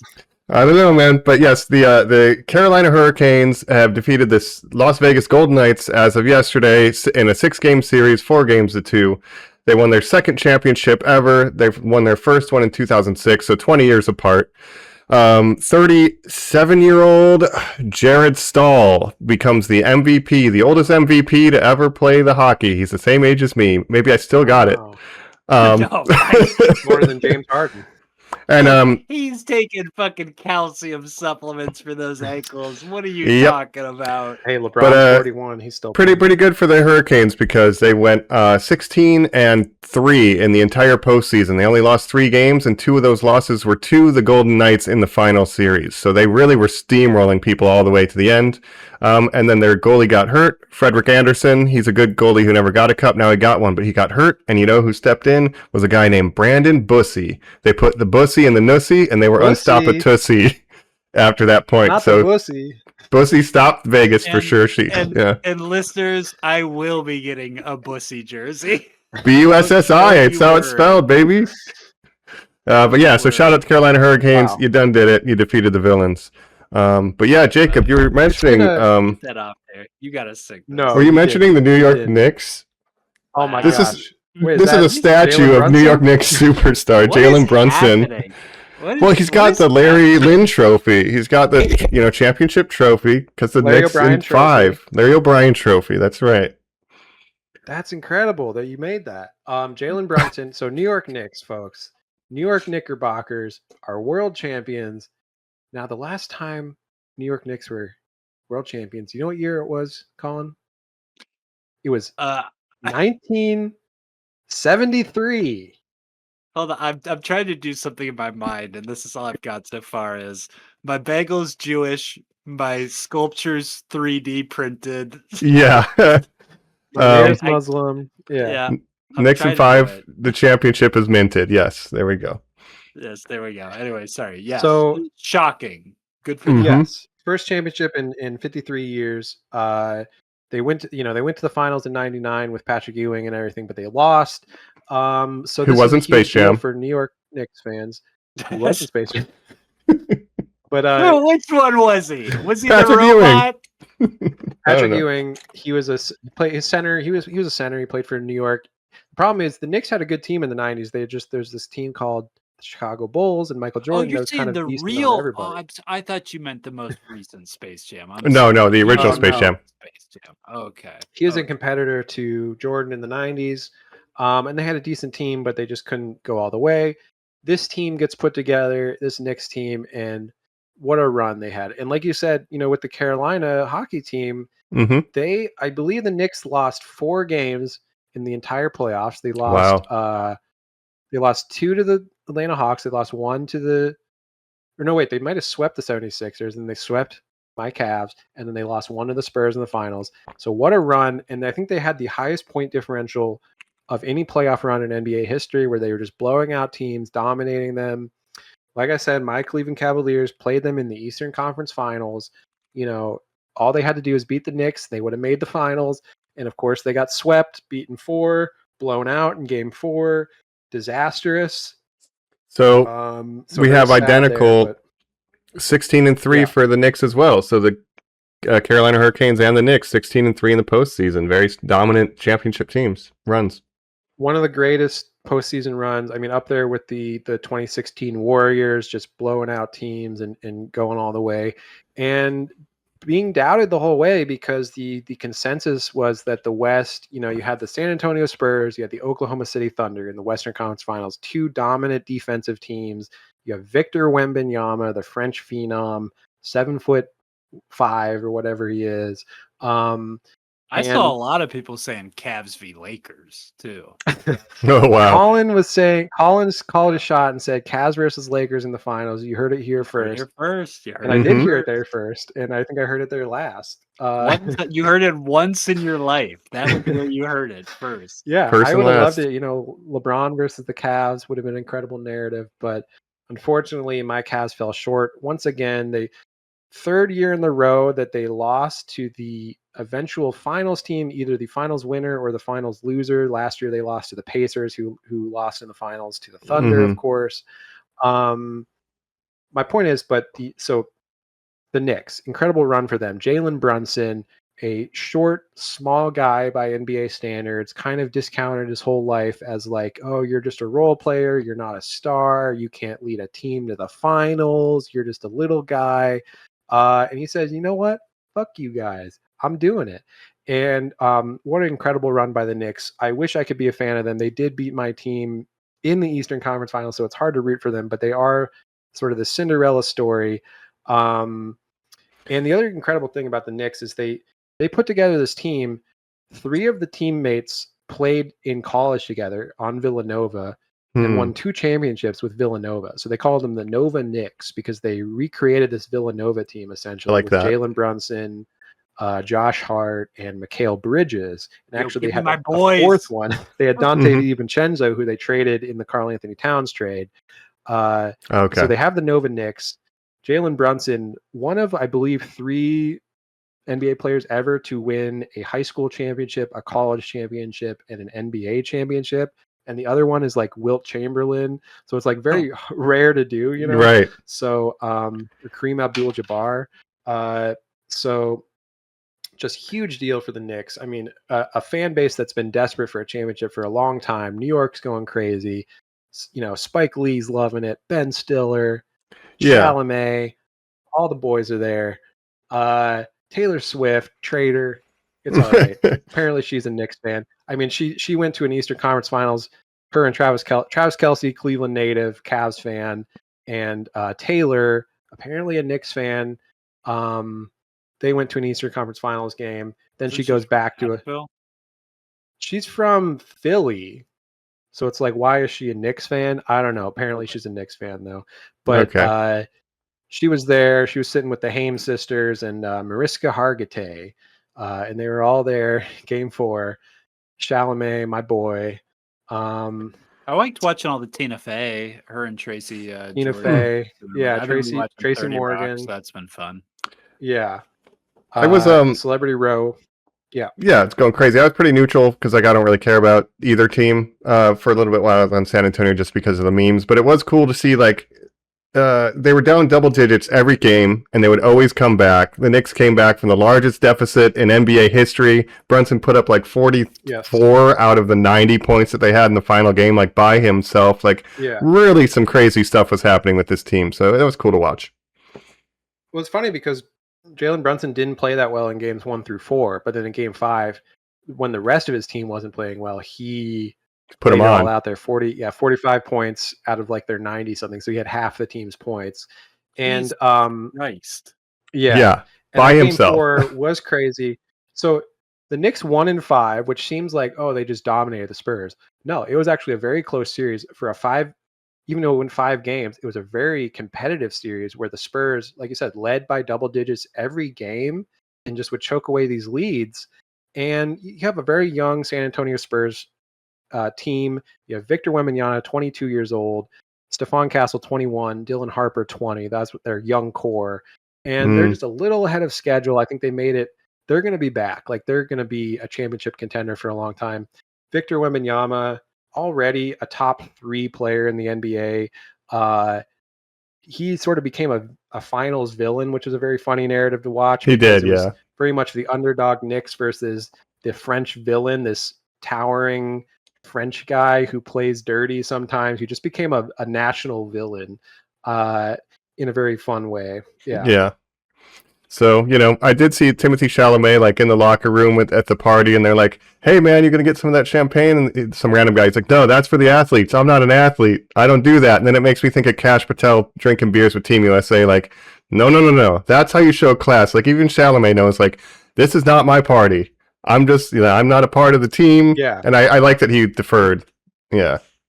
And people, want to say Chalamet was just, clout chasing or whatever. People don't understand. He's a real fan. Okay. He has been a Knicks fan. You can see young Timothy Chalamet like winning some kind of contest back when he was like 10 years old, meeting a Knicks player. It's like, yeah, he's a real fan. So shout out to Timmy. And just a crazy time in the sports world because we've had, the Stanley Cup, we got the NBA Finals, we got the World Cup going on right now. It's funny you should mention that because I happen to have the FIFA World Cup. The FIFA World Cup. For what? Yeah. It's ongoing. America won their game on Friday. They beat Paraguay. Japan tied with Netherlands in the last minute. Ooh, America. Yay, go America. those countries. Yeah, Ooh, right. America. The last thing we need to be doing is succeeding at sport. Like we should have lost to Canada in the Olympics. Yeah. I don't need any egos, like being pumped up. I don't need anything going on right now. America needs to take L's. Because all this stuff is going on, and then Trump decides to put on his UFC backyard White House show. During all this stuff, and it's like, who cares about this? We got the World Cup going on. We got the finals. We got Stanley Cup. I've been saying, he's turned as we get out of sports section, he's turning the White House into, it's like white trash trailer park. It's got half of his house is ripped down for some reason. There's a pool you can't use. There's dirt bikes cruising around, and there's just bare knuckle brawling happening with Kid Rock. It's so white trash. And our friend Andrew is a big UFC guy, so he was sort of relaying what was going on and stuff. Crazy stuff happening. Crazy stuff. But yeah. But NBA Finals, huge deal. And I think it was the most exciting and most watched NBA Finals in a long time just because of the Knicks of it all. And the Spurs were such a fun villain to sort of root against. I was rooting for the Spurs. Wemby's my guy. I don't care. He's training with the Shaolin monks. Like he's reading Marx. He's doing all this stuff. He's playing chess in the park. Like we love. I saw a really funny villain tweet that was like everybody's celebrating at these parties. Wemby's already back. shadow box and water drops in the rain, screaming out like, "I'm gonna get you next year." We're like, He's gonna learn from this. He'll be back. He's on his He's got to Sasuke gain arc. some strength because he's so skinny for his height. He needs to put on some weight, put on some muscle, and he's going to be like an absolute terror when he's like 27. It's gonna be insane. Mike, break the One Wish Willow. Turn him into Shaq. Ruin All him right. for Jacob. We'll make him Oh my Shaq. gosh. I wish Wembanyama was basically Shaq.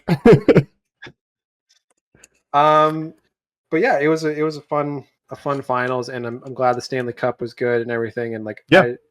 I love the NBA playoffs. It's always my favorite time of year. So sad that it's over. Sad my team didn't make it, but it was fun. Well, to quote every Cleveland fan ever, there's always next year, so we're see. Running it back. I mean, we failed in the finals in the playoffs the last couple of years, but next year could be the year. Who knows? James Harden, Donovan Mitchell. Yep, Kings have gotten knocked out in the first round the last 5 years in a row. It's getting very tiring. So I don't know what's going to happen next year, but anyway, that seems like a sports corner. We're back here on Normies Like Us. We're talking Whatcha on a big special Whatcha episode, and we've been doing some other things like what you're reading. What are we reading? We're literate. That's right. We've been reading. What we've been reading? Yeah, we're a little bit literate. Yeah, I wanted to, because this was the big thing that I wanted to talk about this month, which is I've been, I talk about it a lot. A little thing called A Song of Ice and Fire, Game of Thrones, if you will. Mm-hmm. And I've been listening to them via audiobook. Now, I've read the whole series in book form, but I'm rereading it in the form of audiobooks, and it's been great. I've been loving it. Okay. And, we got new episodes of House of the Hot D coming soon, so it seems like a good way to get primed for that. House of the Hot D. Yeah, House of the Hot D. House of the Hot D. First episode drops next Sunday, June 21st, Season 3 of Hot D. We had A Night of the Seven Kingdoms come out. Yep. So it's definitely been, in the zeitgeist. And is this some sort of every time I go to the theater now, of course, they pitch these like Audible apps where it's like Audible has an official James or Harry Potter with a real cast with these people play this. Is that what this Game of Thrones is? Like this is not that, but celebrities. No. But it is. I do use Audible to listen to these audiobooks, but that's a special Harry Potter thing, which they had Harry Potter audiobooks that were just narrated by one person. They've done this. What you're talking about is they did this full new audiobook with a whole cast, and it's like Hugh Laurie is Dumbledore. House is Dumbledore. Like they have all these big names. They're not series, and they're not the names from the movies, but they're like other big actors playing these roles. Right. And it's almost like an audio play, like a radio play or something. Right. So it's an audio book where they have a narrator, and then they have different actors do the voice lines for the different characters. That is not what this is with regards to A Song of Ice and Fire. It's just a standard audiobook with one narrator, an old man named Roy Dotrice, an old English actor who has sadly passed away a few years ago. Oh. Yeah. He actually had a cameo in Game of Thrones. He played the pyromancer Helene, who is sort of in charge of the wildfire. If you remember in season 2 when they're setting up the wildfire, which is that green fire stuff. Yep. So he was originally going to play Grand Maester Pycelle in Game of Thrones, if you remember the Grand Maester, who was played by Julian, whatever that guy's name is. Glover. Julian Glover. Thank you, Colin. He was also in Star Wars. Indiana Jones played a Nazi. That's right. He played an Imperial in Star Wars. But so original Roy Dotrice was going to play Grand Maester Pycelle. He had some health complications. He was very old. He had health issues and eventually passed away, so he couldn't take that larger role. But he's very much associated with A Song of Ice and Fire because he did the original audiobooks dating back to the 90s when Game of Thrones was first written. And so I just wanted to rant about A Song of Ice and Fire for a little bit and why I like the books compared to the show and why I consider it superior to the show. And I don't consider the show canon in my mind. Like it's not the true canon. The books are the true canon. What one are you up to now? So I'm on A Dance with Dragons, which is the 5th and currently Wow. final book. Okay, Oh wow. wow! I'm so sorry. This is coming to an end for you. That's Yeah. Well, just wait until the Winds of Winter releases later this year, right? yeah. They AI this fucking guy to read it for you. Yeah, sure. No, Mhm. unfortunately, they'll have to have another narrator at this point. Yeah. But so there's currently 5 books out, right? You have A Game of Thrones, A Clash of Kings, A Storm of Swords, A Feast for Crows, and A Dance with Dragons. And I'm going to kind of try to pitch why, if you're a fan of Game of Thrones, you should listen to these books or read them in book form. If you Mhm. haven't, like, if you love the show and you love that world, I'm telling you, like, the books are so much better than the show. And I don't even dislike the show, obviously. Like, I like a lot of things about the show, and I think it's a good primer to get you into this world. But Mhm. the books are just so much superior, and it's hard to overstate that I just prefer the books. Right. But if you like fantasy, if you like that kind of thing, you're gonna. I mean, it's the best. It's the best. But how many Uh, hours per book? Like, what's the time commitment here for somebody trying to get into this? Oh, it's like 40 hours per book or something like that. What I It's like generally one do is Final when I'm Fantasy. going to yeah, but when I'm laying down at night ready to go to sleep, I put on a chapter with my little headphones. I lay down and I close my eyes and I let this old British man sort of Mhm. lull me to sleep. Now Roy Dotrice, he's a very interesting narrator. My sister's pussy is the wettest pussy that I ever had in all of Targaria. We get Yes. Good. 2 incest references on one good. episode. Yes.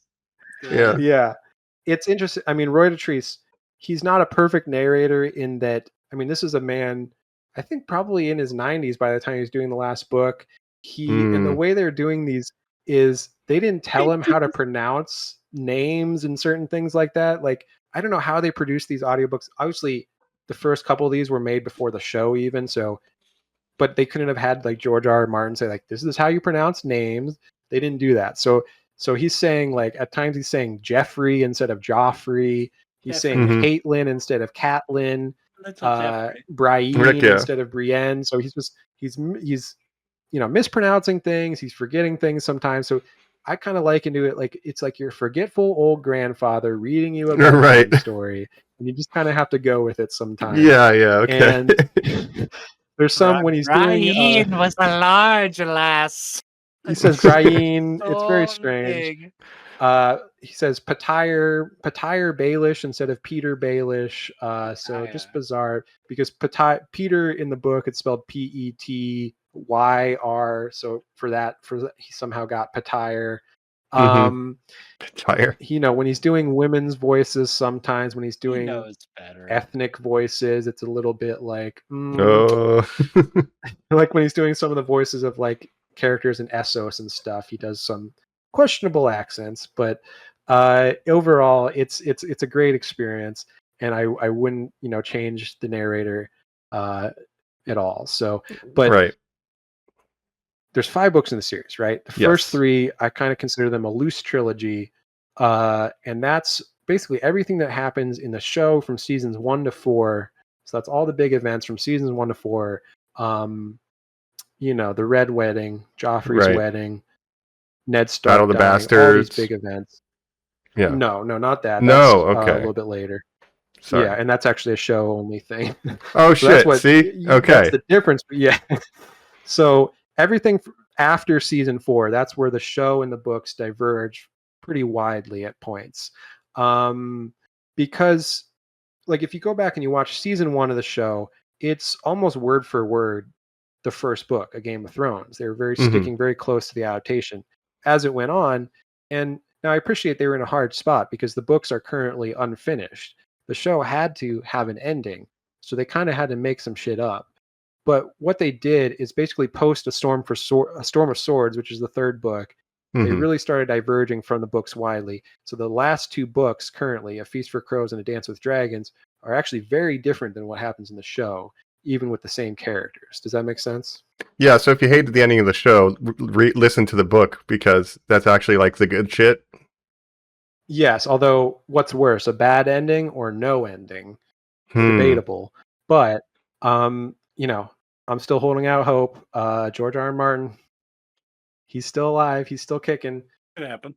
Yep, And could there's happen. always, there's always hope. I mean, a lot of the Winds of Winter has been written already. So, again, but so the last book that came out, A Dance with Dragons, came out in 2011. So it's literally been 15 years Mm-hmm. since the last book. But hey, we're still holding out hope. Okay. Now, There's always next year. One thing I like about these books is the way they're written. So a lot of books are either sort of an omniscient narrator, third person perspective, right? Or a first person perspective of the protagonist, right? Like, I am doing this, I see this, blah, blah, blah. Yeah. A Song of Ice and Fire is written from a rotating various POVs, right? So you have POV characters. So each chapter is a different POV, and you have this rotating sort of stable of characters. So like the first book, right? You have Ned Stark, Catelyn Stark, Arya, Sansa, Bran, Jon Snow, Tyrion, and Daenerys. And that's it. Those are the only POV characters. Gotcha. Now, Robb Stark, never a POV character. So you only see Robb Stark, King of the North, through other people's perspectives. And what I like about this thing is you have a limited perspective. So you see only what the character sees and knows. And each chapter is written from that character. So like a Jon Snow chapter is very different than a Tyrion chapter, right? It's written differently because they're different personalities. No, that's kind of Now, cool. so yeah. So I love that POV chapter way of writing, and each book kind of expands and adds new POV characters. So like the second book, you get Brienne of Tarth, you get Davos Seaworth for the Stannis chapters and things like that. So you see Stannis through Davos, Liam Cunningham in the show. And as it goes on, now Storm of Swords, one of my favorite books of all time. That's the third book in the series. I love that book so much. And that's all, so much happens in that book. That's the Red Wedding, Joffrey's wedding, the War of the Five Kings is happening, basically, right? But also because it's a all characters are bangers book. Yeah, to a certain degree. What I like about, so the third one, for the first time, Jaime Lannister becomes a POV character. And Jaime Lannister is my favorite POV character in the whole series. He's such an interesting character. He has such an interesting arc where he's the stereotypical knight in shining armor character of fantasy. He's got the golden hair. He's the best sword fighter in Westeros. All this stuff. He's very arrogant. He's very full of himself. He loses the one thing that's like most important to his identity, his right hand, his sword hand, right? His right hand gets chopped off.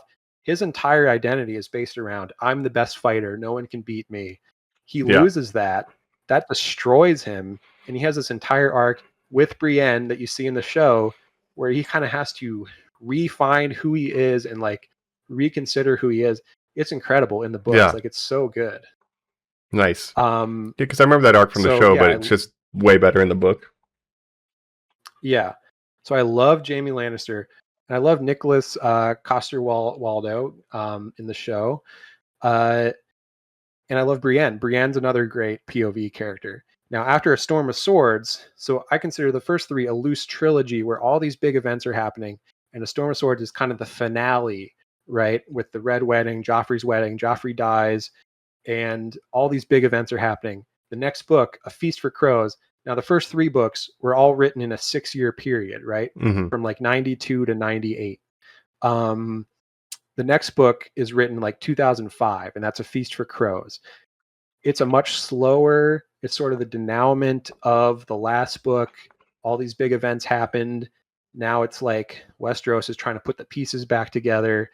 And what's interesting about A Feast for Crows, it's a little more controversial. Some people don't like it as much because it's less eventful. Even the writing style is different, where the chapters are longer, they're more descriptive, it's more world building, it's less plot driven. And Feast for Crows has, for the first time as a POV character, Cersei Lannister. And now Cersei Lannister in the books, another fascinating character that I think they didn't quite get in the show. Lena Headey, great actress. I think she does a good job. The show never really got Cersei, I think, in the way that the books do. where when you see from her perspective how kind of delusional she is, where she believes she's like the smartest person. She's like, I'm Tywin Lannister's daughter. Like, I am Tywin's heir. Like, he always was looking at uh Jamie, you know, I inherited like his brain and his strategic mind, is what she thinks to herself. Mm-hmm. In reality, she's actually delusional. She's doing all these plots and ploys, and they all kind of blow up in her face. And essentially, after Tywin's killed by Tyrion. Tyrion fucks off to Essos, Mm-hmm. and Cersei is kind of running King's Landing, and just making every bad decision she can, that it all kind of backfires on her. But the whole time she's like, I'm such a genius. Like, all this is going perfectly. And it's just a fascinating thing to read. Imagine like, so you have no, like if you're a leader and like everything you're doing is actively blowing up in your face, but all you can think is this is going great. Like, it's like she has the art of the deal or something, you know? But George R. R. Martin just nails that character that thinks she's smarter than she is in such a fun way to read, where and you can see from Jamie's perspective where he's like kind of pulling away from her and being like, wait, is Cersei actually like insane? Like, she's making all these bad decisions, and he's kind of reconsidering like his whole life. But A Feast for Crows. So what Martin does with A Feast for Crows and A Dance with Dragons, the 4th and 5th books, they're not split chronologically, they're split by POV. So they happen at the same time, but he just basically, they were going to be one book. It was getting too long, so he kind of split it by character. So a lot of the characters he pushes to A Dance with Dragons. So there's no Tyrion. So the last book ends with Tyrion killing his dad and then leaving King's Landing, right? So there's no Tyrion in Feast for Crows. There's no Jon Snow. There's no Daenerys. 3 of the like biggest characters, right? Right. They're all in it. You don't see what happens with them until A Dance with Dragons. A Feast for Crows is, only following what's happening in like mainland Westeros, and it's Jamie, it's Cersei, it's Brienne, and then there's some stuff with Dorne and some stuff with the Iron Islands. But those 3 characters are like the majority of A Feast for Crows. Now, it's a divisive book. Some people don't like it as much. I think it's really interesting because it really expands the world building of Westeros. It's basically, you're following Brienne around as she travels around into different little towns and stuff. She's looking for Sansa and Arya Stark, right? As she's trying to fulfill her oath to their mom who died, right? And so she's just traveling around, meeting people. It's less eventful, but I just find it really interesting. And then you have Cersei trying to rule from King's Landing, and then you have Jamie also, who's kind of traveling around Westeros. He's got to go to Riverrun to like break the siege of Riverrun, and he's kind of going through this existential battle in his head. But those 3 characters are so interesting in Feast for Crows that I really like that book, even though it's so different from A Storm of Swords. I do appreciate that at 400 episodes, you are still talking about Game of Thrones. Like, a lot That's of people true. have given up on this franchise because of how the television because of the show. ended, but you can still sort of continue going with that. For sure. Yeah, I think I would just say, like, if you like the world and are disappointed by how the show ended and you want more of that world, I would say get into the books, because I just think they're really, really well written fantasy novels, and I'm sort of enamored with that world. And I think the books are just so good. It's hard to even classify why I like them more than the show. But like, when I picture characters in my mind when I'm reading the books, like when I picture Jon Snow, I'm not seeing Jon Snow from the show. I'm not seeing Kit Harington. I'm seeing my own version of Jon Snow in my head that looks differently. Same with Tyrion, same with all these characters. Like, I have my own version in my head because I want to separate it so much from the show's canon. It's almost like, if you're a fan of like comic books and then you see an MCU movie and you're like, well, that's not exactly how I imagined whatever character. Like, they're 2 separate canons, and that's okay. Oh, Yeah. they Good kept Robert continuities. Downey Jr. to play him? Oh, interesting. Yeah, if you're a big Doctor Doom fan, like some people here. Right. Yeah, that's where I would kind of not appreciate like the stunt casting. Like, if they literally had the cast of Harry Potter read the books, it's like, no, you want to have a different version of the characters from the books to the version in the movies. So like this type of just having a regular Yeah, I like it. e-reader, that's better to me. Yeah. Yeah, we're back. And actually, Colin we had to set him to the wall. Yes. He was doing some criminal things. So I said it's either your head or the wall. Yep. He chose the So wall. that's right. He took the black, as it's called. Yep. But yeah, we were talking A Song of Ice and Fire, and I've just basically been ranting about my favorite fantasy series of novels in my favorite Yeah. world, and how much I love those books, and I love the audiobooks. And I think A Feast for Crows is such an underrated and sort of misunderstood book, because a lot of people, fans of the first three books, they read that and they're like, well, this is boring, nothing's happening, like it's slower, it's just more world building, less plot driven. Yeah. And so people expecting like big events, the Red Wedding and these kind of crazy turns and like people dying and stuff, like it's a much more slower sort of slice of life, right? But I kind of like that. It's sort of the denouement of these crazy events of the first three books. Hmm. Um, And the way those characters are written, like you said, Jamie, Brienne, and Cersei. yeah, and Cersei, incredible. Like the Cersei chapters are so like interesting to read, and like just what's going on in her head. And she's so paranoid and delusional, and she's seeing like Tyrion around every corner. Like she thinks Tyrion's hiding in the walls and is going to kill her and kill her children and all this stuff. Right. So it's fascinating to read. And then you get to A Dance with Dragons, which is the fifth book, which is what I'm on now. And that's when Mhm. you find out what Jon Snow's been doing, what Daenerys has been doing, what Tyrion's been doing this whole time, because it takes place concurrently with A Feast for Crows, which is such an interesting way to write that, right? Where he's just, Mhm. the fourth book was getting so long that he just split it by character instead of chronologically. Right. So we're just now in a different part of the world in parallel with the other events, correct? Yeah. Okay. And Yeah. so that's kind of where it leaves off until we get the Winds of Winter, because like I said, like in the books, A Dance with Dragons ends with Jon Snow dying, right? We remember that from the show. He gets brought Yep. back to life, but that hasn't happened in the books yet. Right. And so certain things that you think have, like the Battle of the Bastards, that hasn't happened in the books yet because they're not even to that point yet. Hmm. But even what's happened with the Boltons and stuff is very different, where Ramsay Bolton, obviously Sansa marries Ramsay Bolton sort of against her will in the show. In the Yeah. books, it's not Sansa. It's Sansa is still in the Vale with Littlefinger, right? It's Okay. Arya Stark, who's actually Sansa's childhood friend, Jane Poole from Winterfell, who they're just pretending is Arya Stark, because Okay. it's important that Ramsay Bolton marries a Stark so they can get control of Winterfell and become, they're the Wardens of the North. Mhm. So they're pretending it's Arya Stark, who's over in Bravos, becoming a faceless man, right? That's right. Uh, Yeah. so very interesting stuff. And then again, there's a whole characters and whole plot lines that are just, the show just decided not to do for whatever Right. reason. So like there's whole stuff going on with the Greyjoys and the Iron Islands, and then in Dorne there's a whole stuff going on. So it's just so much more complex than you can imagine, and there's just a lot going on. So again, if you like Game of Thrones but were disappointed by the ending, if you want more of that world, check out the source material, the novels. And I think they're a great way, if you like fantasy, if you like anything like that, they're a great sort of introduction to even more complex fantasy novels and stuff like that. Yeah. Nice. As Colin was saying, 400 episodes in, and you're still loving the Game of Thrones. So yeah, if people were Yeah. put off by the way that show ended and stuff, yeah, maybe take a look at the books, because there's a lot more there than even the shows gave you, and it's a lot better, I guess, is what you're saying. I'm a bit obsessed right now.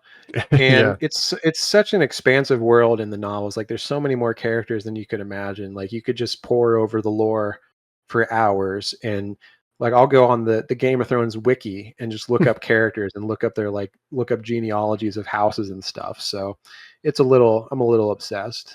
Oh, But it's I an love it. obsession. Yeah, I know, that's it. That's what I do with the Yeah. Godzilla wiki. I just look up monsters. How tall are you? Yeah. Right.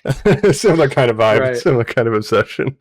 Um, So yeah, I'm I'm in glad the you've been middle digging of it. Dance with Dragons now. The last book currently out, and there is some news that was online of rumored that the Winds of Winter was going to be finally coming out this fall. The publisher came out and said, no, that's not true, debunked it basically. But the Hmm. way they worded it is like, we don't know what they're like, basically denouncing that, but not saying that it's not coming out. You know what I mean? Like Right. maybe they're just announcing it because they want it to be sort of a surprise when they do announce it. Now, a lot of the Winds of Winter has been written because Yeah. there's been sample chapters. Like George R. R. Martin has read sample chapters at conventions and stuff. But again, he's been writing for 15 years. Yeah. Because The Dance with Dragons came out in 2011. And so imagine, season 1 of Game of Thrones was out when Dance of Dragons was released. And since then, the entire show came out and still no new book. So the entire show, 2 spin-offs, you know. Right. Yeah.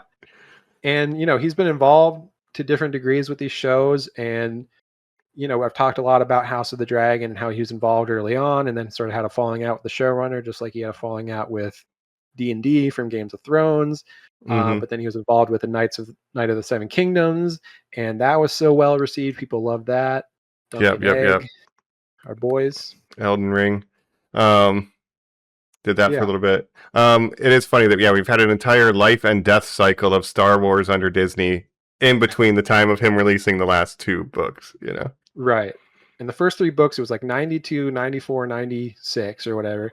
And then jumped to 2005. That's when the 4th book came out. And then 2011, that's when the 5th book came out. And that's it. So been waiting ever since then. But again, so the narrator, Roy Dotrice, the Feast for Crows, originally they'd used a different narrator at first.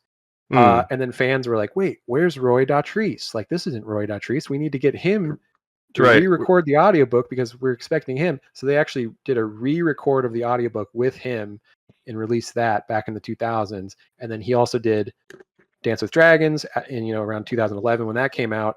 Now he was getting older and sicker. He had cancer and stuff. So his voice wasn't as good because he was just getting older. So it's very sad because he did pass away just a couple years ago. He won't be able to do Winds of Winter when that eventually comes out. So that's a little sad.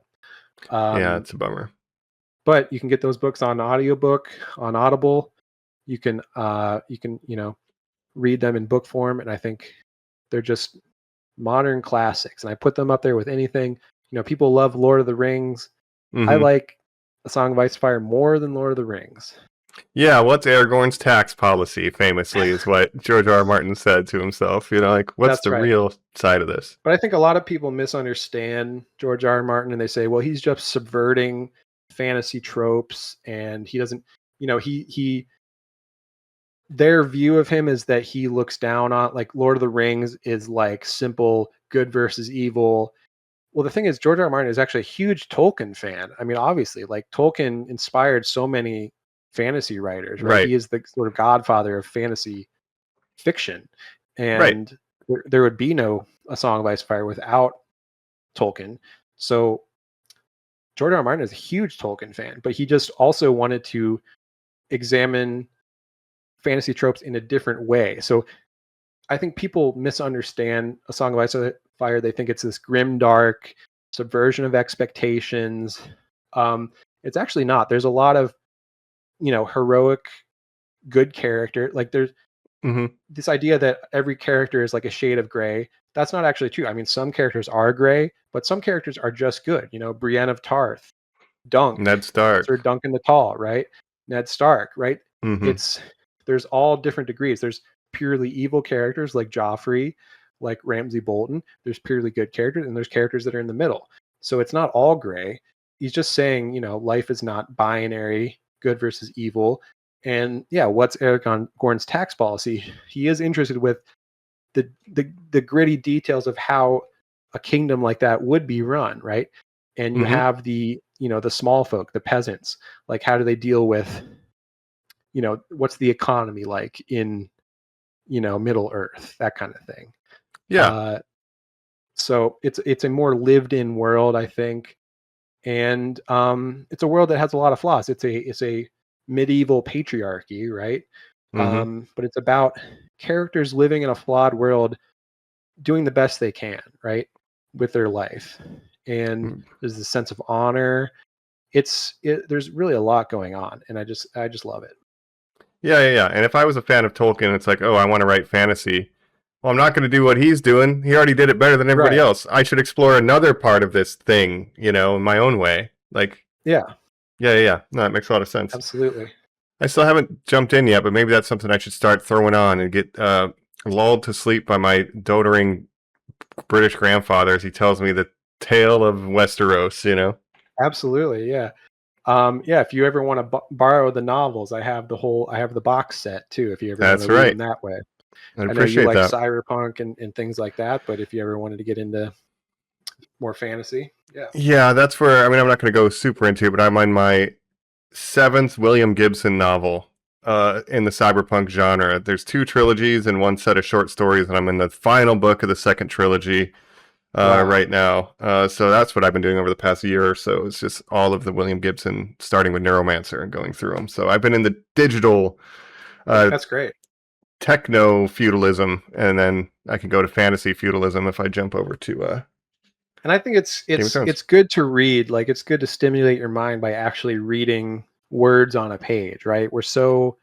Because when I was a kid, I used to read books all the time because we Hmm. didn't have like constant access to like streaming and stuff like that.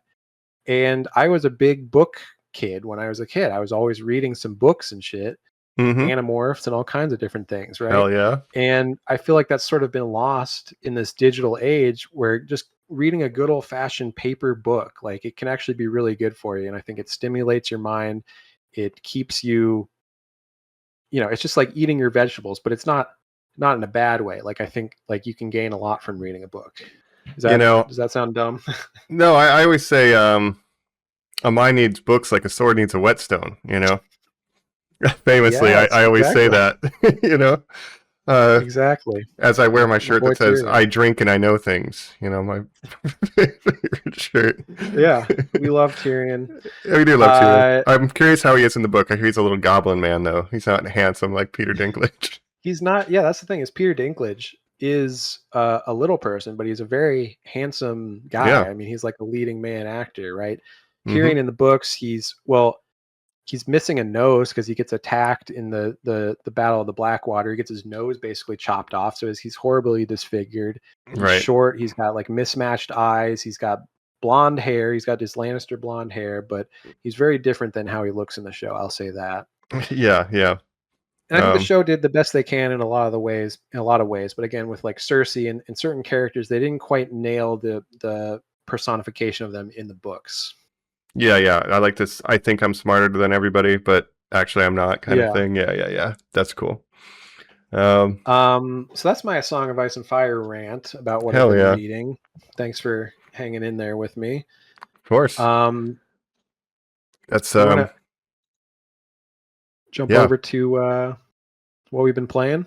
Yeah, let's do that. Let's jump on over and get in the game right after this. We're back. We still sent Colin to the wall, but we are still here to talk about what we've been playing because it's a little bit of gamer talk. You know, it's real gamer hours over here on episode 400. And gaming's always That's been a right. big part of this. So yeah, I know there's some big stuff going on in a certain game that you are the best in the world at. What was my understanding? Yeah, what's Yeah, going that's the on? main thing I was gonna. I mean, I haven't been playing too much. I've really been playing one game, and that's a game that we've mentioned plenty of times on here. It's Marvel Rivals.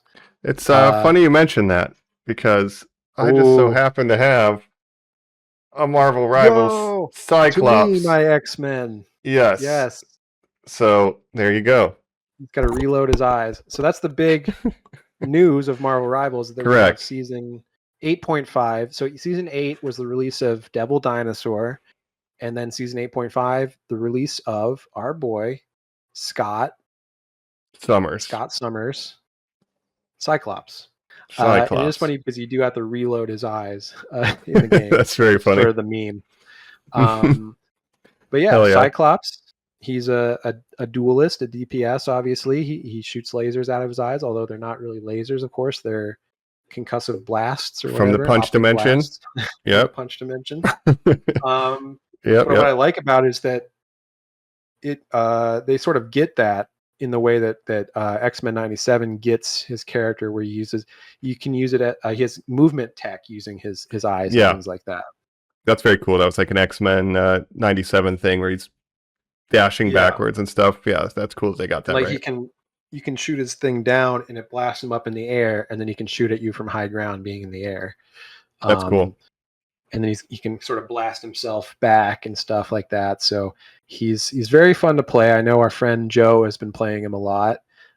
He's sort of a broken DPS character. Every new character they release is sort of overpowered and broken at first. The balance in that game can be iffy at times. They're rebalancing every season, but certain OP characters get nerfed, certain underpowered characters get buffed, but there's always a meta of which characters are strongest. And I would say he is a very meta DPS right now, just being he's like, I mean, Hela and Phoenix, sort of the hit scan DPS characters. He's a hit scan like them, and he's very, very strong. Got it. I mean, it seems like every time they drop a character, they're overpowered, but it has to be like that because if they're underpowered, then everybody's going to be like, oh, this character sucks, and nobody would use them. So you'd rather them be a little overtuned to get people like trying to use them, and then you can dial it back, Yeah, I think that's true. But the problem is when you release a character that's too OP, then in ranked, they just get banned all the time. That's what happened with Gambit. So they released Gambit. His ult makes the entire team so strong that he's just like a perma ban in ranked. Elsa Bloodstone was pretty broken on release lately. So Black Cat was very broken on release, and they nerfed her into the ground with the new season. So Black Cat was a very strong melee DPS character that just had like 100 different abilities. She can go invisible. She basically steals coins from you and then uses those coins in a shop to buy different abilities.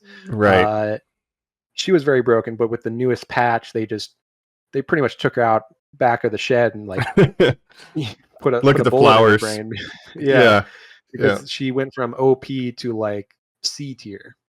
Okay, it's buried. So it's interesting, but I'm sure. Like next season, Cyclops will get nerfed, and Devil Dino is also very OP. He's like the best tank in the game right now. Oh, that's right, the new Devil Dino. So the question is like, when are we going to get Mike back into Marvel Rivals? That's a very good question. I don't know. I just got to. I feel like I'm overwhelmed with how behind I am on the meta and the characters. But I got to get in there one day, get on the sticks. Last time I played, I played a couple Devil Dino games when that patch came out and stuff like that. But I haven't gotten into the Cyclops or Black Cat yet seasons. So we got to get you back in. I've been playing with Colin and Joe. Yep. We'll meet up. We'll play a couple games sometimes, and I actually created an alt account so I can play ranked with them because the problem was I was too good at the game. I was too high rank on my main account. So I was too far ahead of them. I couldn't play ranked with them. So I made a new account, played like 10 hours of quick play because you have to be level 15 before you can even play ranked on a new account. Right. And now I'm more evenly ranked with them on that account so I can play ranked with them. And that's been a lot of fun. That's fun. You got to like throw games every once in a while to stay like, okay, can't get too good. No, because I only play only for them. I only play with that account when I'm playing with them. So I stay at their level. Okay. And then what's your rank on your main account? How high are you getting this season? I'm currently Diamond 3, which is where I've been Diamond, probably the last 4 seasons or so. Like I'm consistently hitting Diamond. So obviously it goes Bronze, Silver, Gold, Platinum, Diamond, GM, Grandmaster, Celestial, Eternity, One Above All. So Diamond is considered like the low end of the high ranks or the high end of the low ranks, if that makes sense. Okay, Grandmaster. Diamond Grandmaster can kind of be seen as the split between low and high ranks. Yeah. Right on that transition but when I play with them, Colin and Joe are sort of silver gold level, which nothing against that. Like a lot of people are at that level. And so that's where I'm at with my alt account. I'm gold 3 on that account. And we're having a lot of fun. So if you linked up with us, you could come on, you'd have to, you'd be at our level because you'd be starting, you haven't played in several seasons. But for a while, you were playing that game a lot, being a penny. I know. And everything. And then I eventually got it to a little bit of a Emma Frost game in there. Right. And then, I netted out at around like gold. So I would be in that range anyway. Yeah. As long as you're gold 1 or lower, you can play with silvers and bronzes, I'm pretty sure. And I think Colin and Joe are like high silver right now. So you could definitely play with us. We could be a 4 squad. That would be a lot of fun. 4 squad. But I know you play Penny and Emma Frost. I actually picked up Emma Frost, and she's been really my main tank now. Like I used to, Dr. Strange was my tank for a long time. Now Emma has really overtaken him overtaken him because Yeah. she's a really fun tank to play, and I feel like I do really well when I play her in ranked and stuff. So she's like my go-to. Like if I have to play tank, I'll play Yeah, Emma. if you have to play it nice. I got to learn Devil Dino too. You know, there's a lot going on. Devil Angela, I never Dino, really messed with. Angela is like a flying dive tank who kind of flies around and annoys people. Mhm. Devil Dino is just such a big guy that he's like the tankiest tank. Yeah. And he's got a shield that comes up. He's got a beam. He's got all these abilities that give him overshield and stuff. So he's just I like a good beam. That's why Emma Frost was good. You get that full beam charge. yeah. Get out of here. And what I love about Emma, you're beaming, and then someone tries to dive you, grab him by the throat, throw him down, Step punch on him. kick him into a wall. Yeah. A lot of fun. Yeah. It's the best. And lately, yeah. I've been playing, two characters I've picked up recently that are my new kind of go-to DPSs. I've been playing a lot of Magic, and I've been playing a lot of Star-Lord. Okay. Star-Lord, Too huh? divey. Yeah, Star-Lord is so fun to play. He kind of blasts around everywhere. He's shooting people with his little blaster pistols. He's doing flips in the air. He's got kind of a dive play style. And I do really well with him, I think. And then Magic, same thing. She's got a big ass sword. She's got teleports. She's a dive kind of player. And so those have been my two go-tos recently. Dark Child. Hell yeah. Star-Lord's ult is insane. Yeah. What's he say for his ult? Legendary. Oh yeah, because I would always play. Yeah. Ore wa taisetsu da. I would always be playing in Japanese, so I couldn't remember what the English call out was. Yeah. That's right. And I think you would have, Penny is pretty strong right now in the meta because especially on certain maps on defense, like a good Penny can just lock down the whole map. Mm-hmm. And actually it's a very hard counter to Magic. So if I'm playing Magic in a Penny, I'll usually switch because it's like such a pain because I can't go, like I need to get to her nest, but I can't melee her nest or I'll get You're going to be on the web mines. Yeah, exactly. And usually there's probably a grenade right next to it anyway. At least that's what I would do. Right. So I like Magic. She's got a lot of counters like the Thing and Penny that can kind of shut her down. Star-Lord is just he doesn't have a lot of counters. I can kind of do anything with him. He's a good all-around player. Yeah, he's very annoying with his ability to go in and out for that. But yeah. Rivals, eh? They're still adding one character a month or two a month? One a month. So every season there's like an 8.0 and then an 8.5, right? So there's seasons are broken into two parts and they release one character in their 2-month-long seasons. They release one character each half of the season. Mm-hmm. So you're getting two characters every season, every 2-month season. So this season it was Devil Dino and Cyclops. Last season it was White Fox and Black Cat. That's right. So there's been some good characters added. Elsa Bloodstone, Deadpool, Phoenix, Ultron, Gambit, Rogue. Like the roster is growing. Yeah. And it's a lot of fun still. Like we're having a blast. And I just feel like the more I play, the better I get. And I'm really studying. Like I watch pro gameplay. I watch like streamers on YouTube and stuff just to pick up like what I could be doing better. And it's, even though I'm not it's a video game, I'm not really accomplishing anything. I feels like I'm accomplishing something, right? Because I'm getting better at it. And I'm not going to go pro anytime soon, but it feels good to get better at something. It's like, you're learning a hard skill kind of, even though it's just a video game. It's like what like if I'm not going pro, what is skateboarding getting me? Like you're getting better at something that you enjoy doing, right? Like there's value in that, hobbies and improvement. Yeah, for sure. You're improving something. And then to get that dopamine hit of like when you go 36-0 with Star-Lord and get the MVP, like that dopamine is great. Like I'm a very competitive person when it comes to things like that. And it fuels my competitiveness, I guess.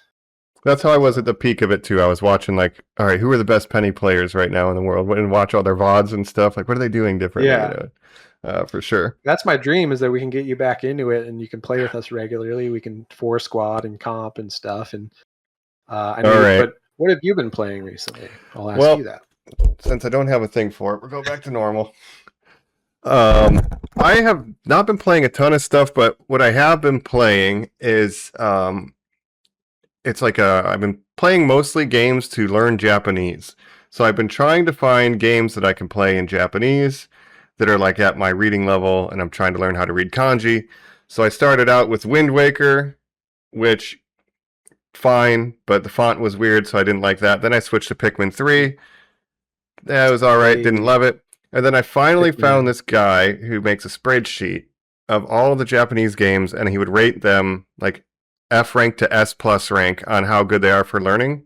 And there's just this random like point and click adventure game, like a Monkey Island kind of thing for the Wii, Mm, called Another mhm. Code R. And I'm just a teenage girl who's looking for the mystery of her dead mom. And it's just running Wow. around this summer camp. Our dad's there. We're trying to figure out somebody murdered our mom. And there's these two technology companies. There's some conspiracy with the water being really acidic. And so we're just uncovering mysteries and getting vocab. So I've been playing that every night with Is it like a my. Japanese game? It was in every language. It was Japanese developed, Mm, but I got, the Japanese version. So I'll stream right. that on Discord with my friends that are also studying Japanese, and like together we'll go through and like mine words and put them into the dictionaries, and like we'll try to like translate, and we'll like voice the characters because there's so many characters. We'll take turns reading the dialogue and then trying to figure out what the story is. So that's mostly what I've been playing is this mystery kind of light Okay. novel game. Very And cool. then there's a sequel on the Switch that is ranked S. This was ranked A. So like I want to beat this and then move on to the sequel. Um, Okay. but other than that, they did recently have the Summer Games Fest where we had like new trailers for Onimusha. Did you watch any of that? I didn't. There's like new Final Fantasy remake sequel. There's a new Kingdom Hearts coming out that was announced and stuff like Right. that. But I'm a big Resident Evil guy, and so Onimusha Yes. is Resident Evil with a samurai. It's Capcom. Ah, They made some for the PS2, but they're finally making a new one, and the demo dropped this week, and I beat the demo yesterday, and it's a lot of fun. It's like kind of like Sekiro. They took a lot of Sekiro clues from the combat, like there's oh. parrying and everything like that. So Resident Evil Mhm. plus Sekiro is kind of what this game feels like. Oh, that's cool. Yeah, Yeah. yeah, yeah. So there's like demons and shit, and you're just a samurai. So that's like what I'm excited for in September. That comes out in September. That's like my big game. And then Okay. GTA 6 is in November, and nobody will have a life anymore. GTA 6. Right. That's gonna be Society will huge. stop. I'm just hoping I can play that on my PC because of like the hardware. Like it's gonna be so next gen that like I'm hoping my PC could run it. I mean, I had technical issues recording this episode today. I'm hoping I can run it as Yeah, well. with my fucking graphics card from 2015. And now Um, you can't afford a new one because the fucking AI companies are making everything with right. computers expensive. But that But game's yeah. about to be insane. I mean, we'll have to see how it does because they've put so much into it. Like if it bombs or if it underperforms, it's gonna like be devastating for like Rockstar because they've been developing it for years. Obviously, they've put hundreds of of dollars into it.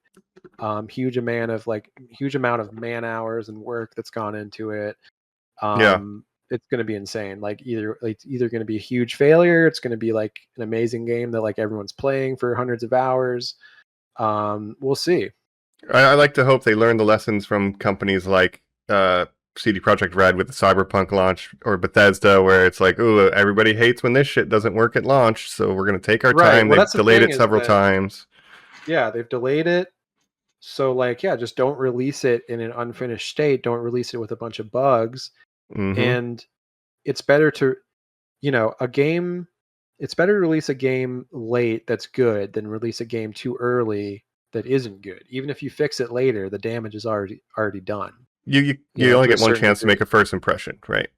Exactly. Um, yeah, even though Cyberpunk is good now, part of its legacy is that it was bad It's always at going to a have certain that point. It always first has that. impression. Yeah.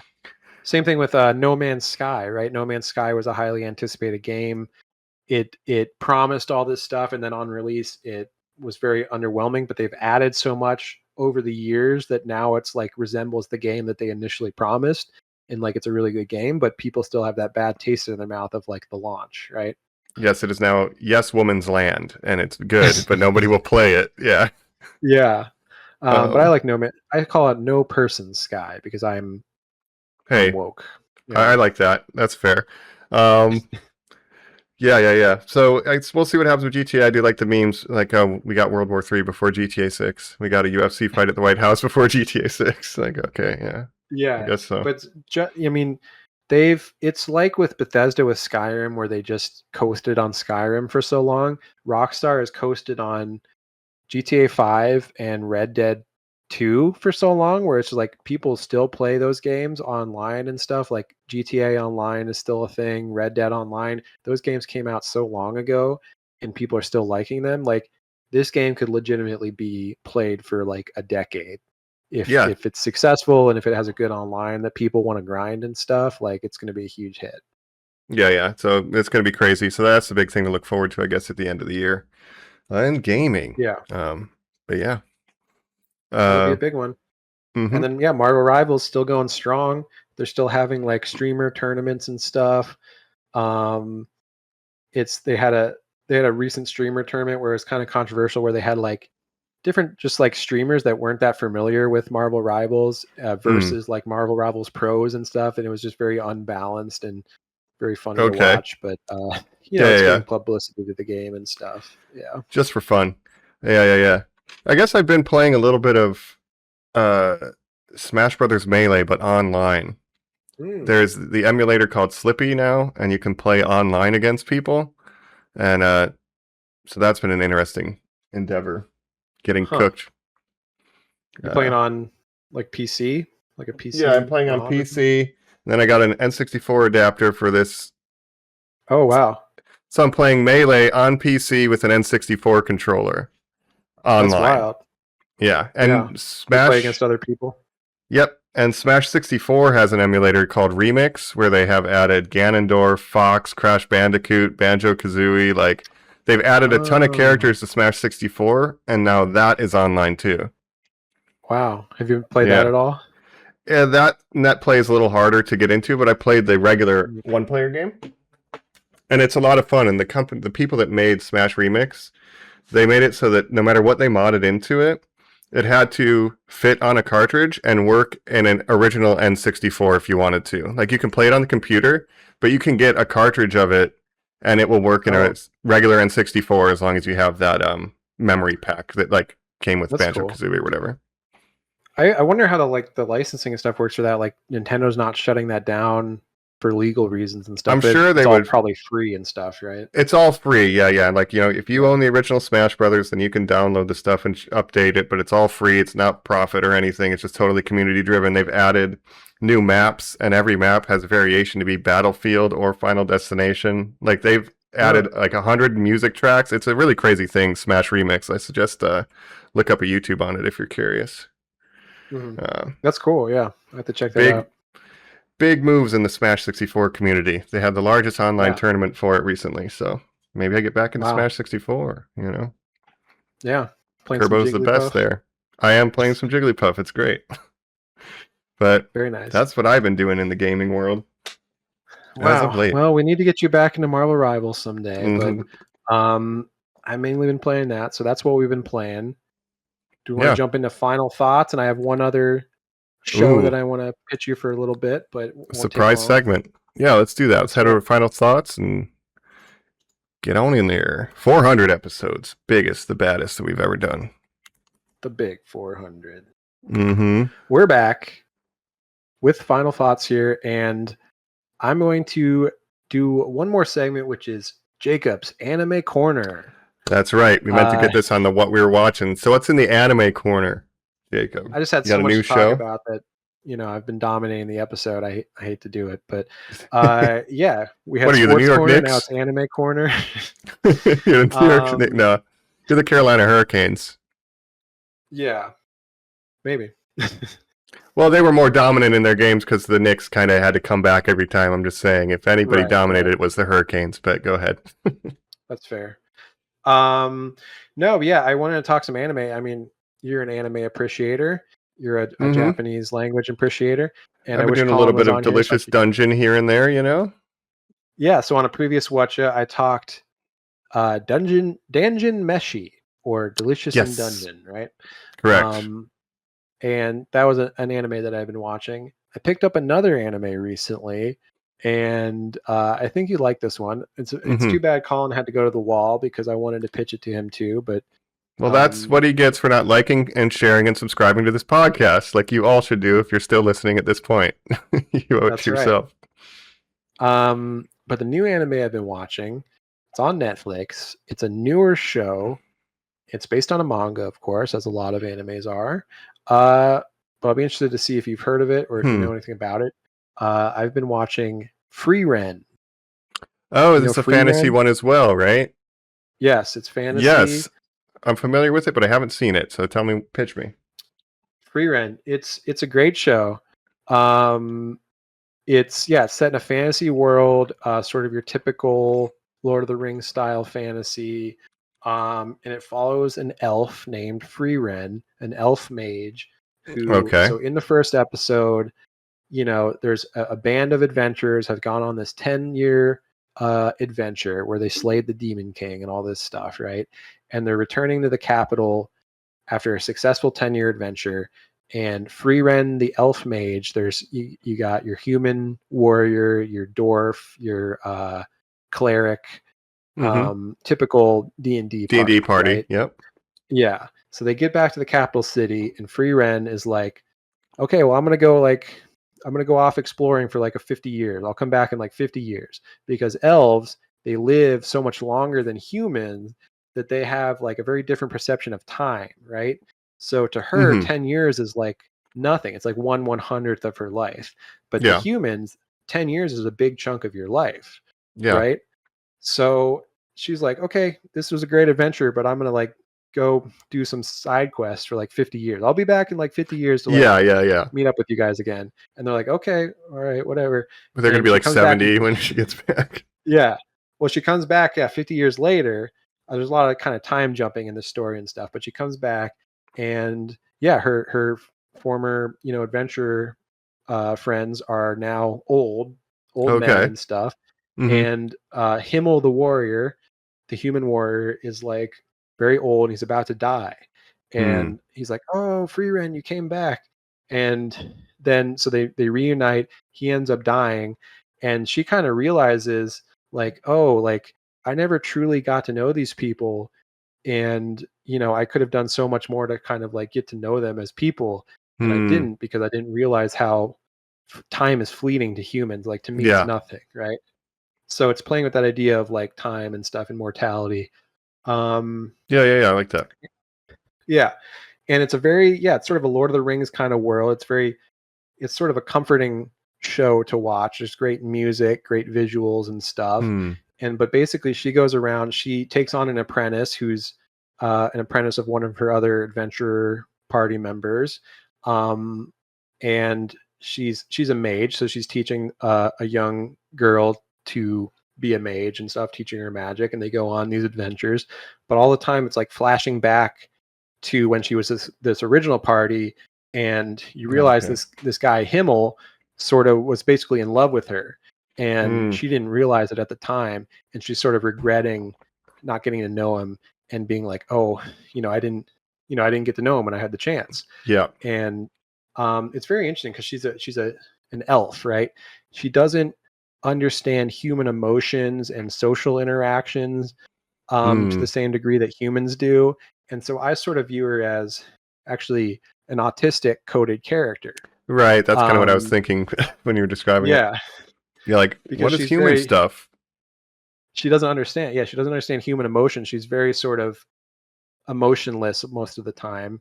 Yeah. Because elves, they just don't have the sort of highs and lows that humans have emotionally, and she doesn't always understand social interactions. So you can very much read that as autism coded or like spectrum coded, right? Yep. And so there's a lot of people online and stuff that love Free Ren because they're like, oh, it's like she's on the spectrum, basically being an elf in a human world. Right. So it's a great show, though. I've been enjoying it. There's a lot more to it, but I don't want to give it all away. But it's a fun fantasy show, and it's just she's going around kind of doing side quests and stuff, but also it's always flashing back to Himmel the hero, and everyone's talking about, oh, the Himmel the hero was such a great guy, because also the present day of the show is like 28 years after he died. So there's a lot of different time dilation of the show in an interesting way. So it's hard to describe, but it's a really cool show. Well, I mean, I get the time dilation stuff because I watch, Godzilla Legacy of Monsters, and that's doing a lot of back and forth through time with Kurt Russell, and Wyatt Russell is the same character. Yeah. But essentially, it's like the way it's described online is like she fumbled a baddie and didn't realize it with Himmel the hero. Right. And only realized it like 28 years after he died, like, oh, this guy really cared about me. And I never even realized it because I'm like autistic, basically. Right. She's sort of having all these regrets. And so she wants to like reunite with him in the afterlife, because basically you go to the afterlife, which is like a real place in this fantasy world, and kind of talk to his spirit or whatever. Yeah, no, that's good. Yeah. I'm excited for in July 7th we're getting the new Ghost in the Shell series from Science Saru, and they did a couple of the Star Wars Vision shorts. Okay. Yeah. Like the one about the droid TOB1, the droid Jedi one and stuff like that. So there's going to be a new Ghost in the Shell, and then they're doing a theater limited release of Ninja Scroll, re-release of Ninja Scroll this month. Okay. So keep an eye out for that, anime fans. It's like another Fathom events kind of thing. Yeah. And you like the Devil May Cry show on Netflix? That's sort of I did like the Devil May Cry coded. seasons too. Yeah. No, it's very Limp Bizkit Like coded. Castlevania. Yeah. Yeah. Evanescence made a new song for this season. Like they're very much leaning into that era.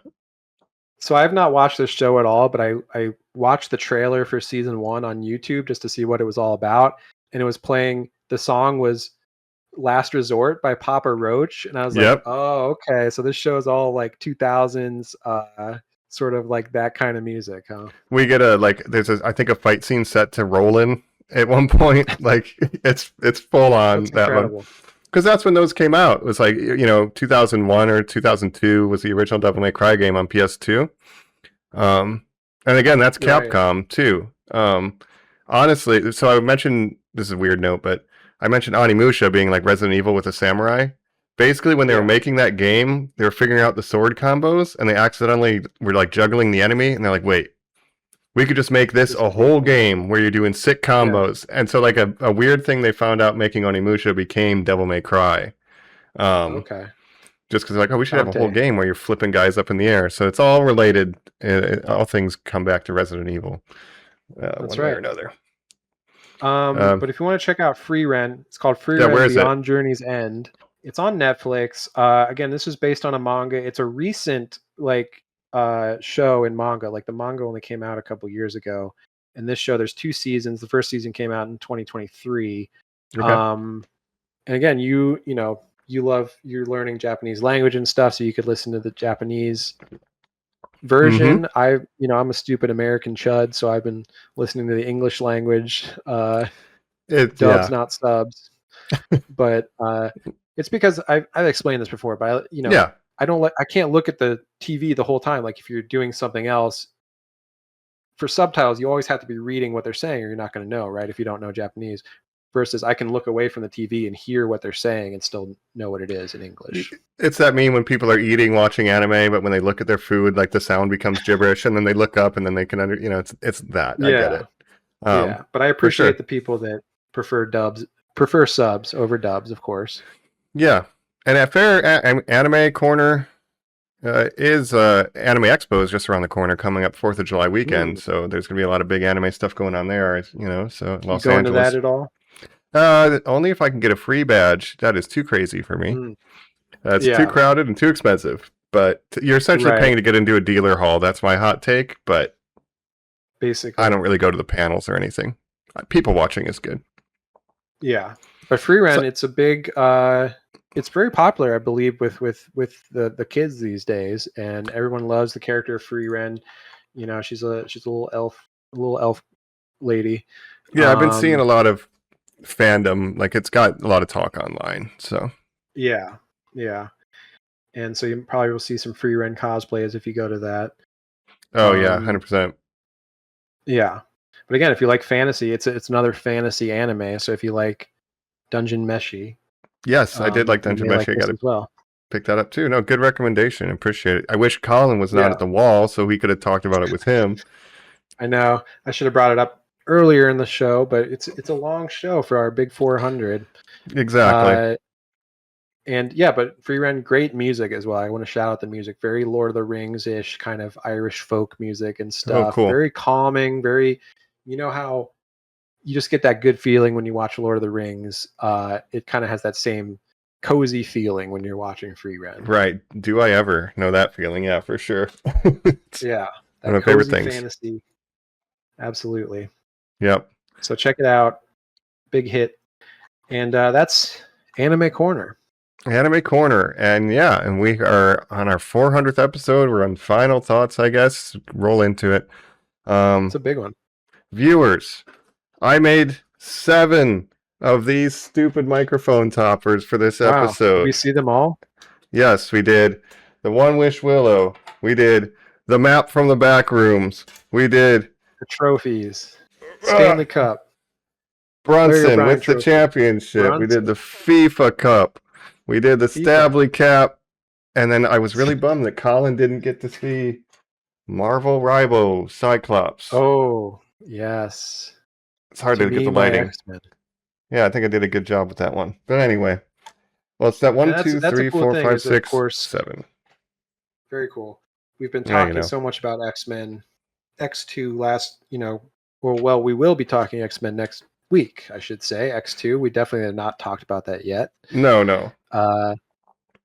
I'm sure that'll be a great episode. Yeah, I'm just kind of burnt out on the 3D printing. So for next week, I am not going to do anything crazy. I'm going to keep it very normal. Okay? Just right. letting you know. Yeah. Bob, Drop those knives. I can't. I can't. Have you tried not making 400 episodes of the podcast? We certainly haven't. And we're happy to have been on this journey. This is a big one, but like it is crazy to think of how far it's all gone. It is crazy. Yeah. It's to think we started in 2018, how long ago that was now. Like insane to think about.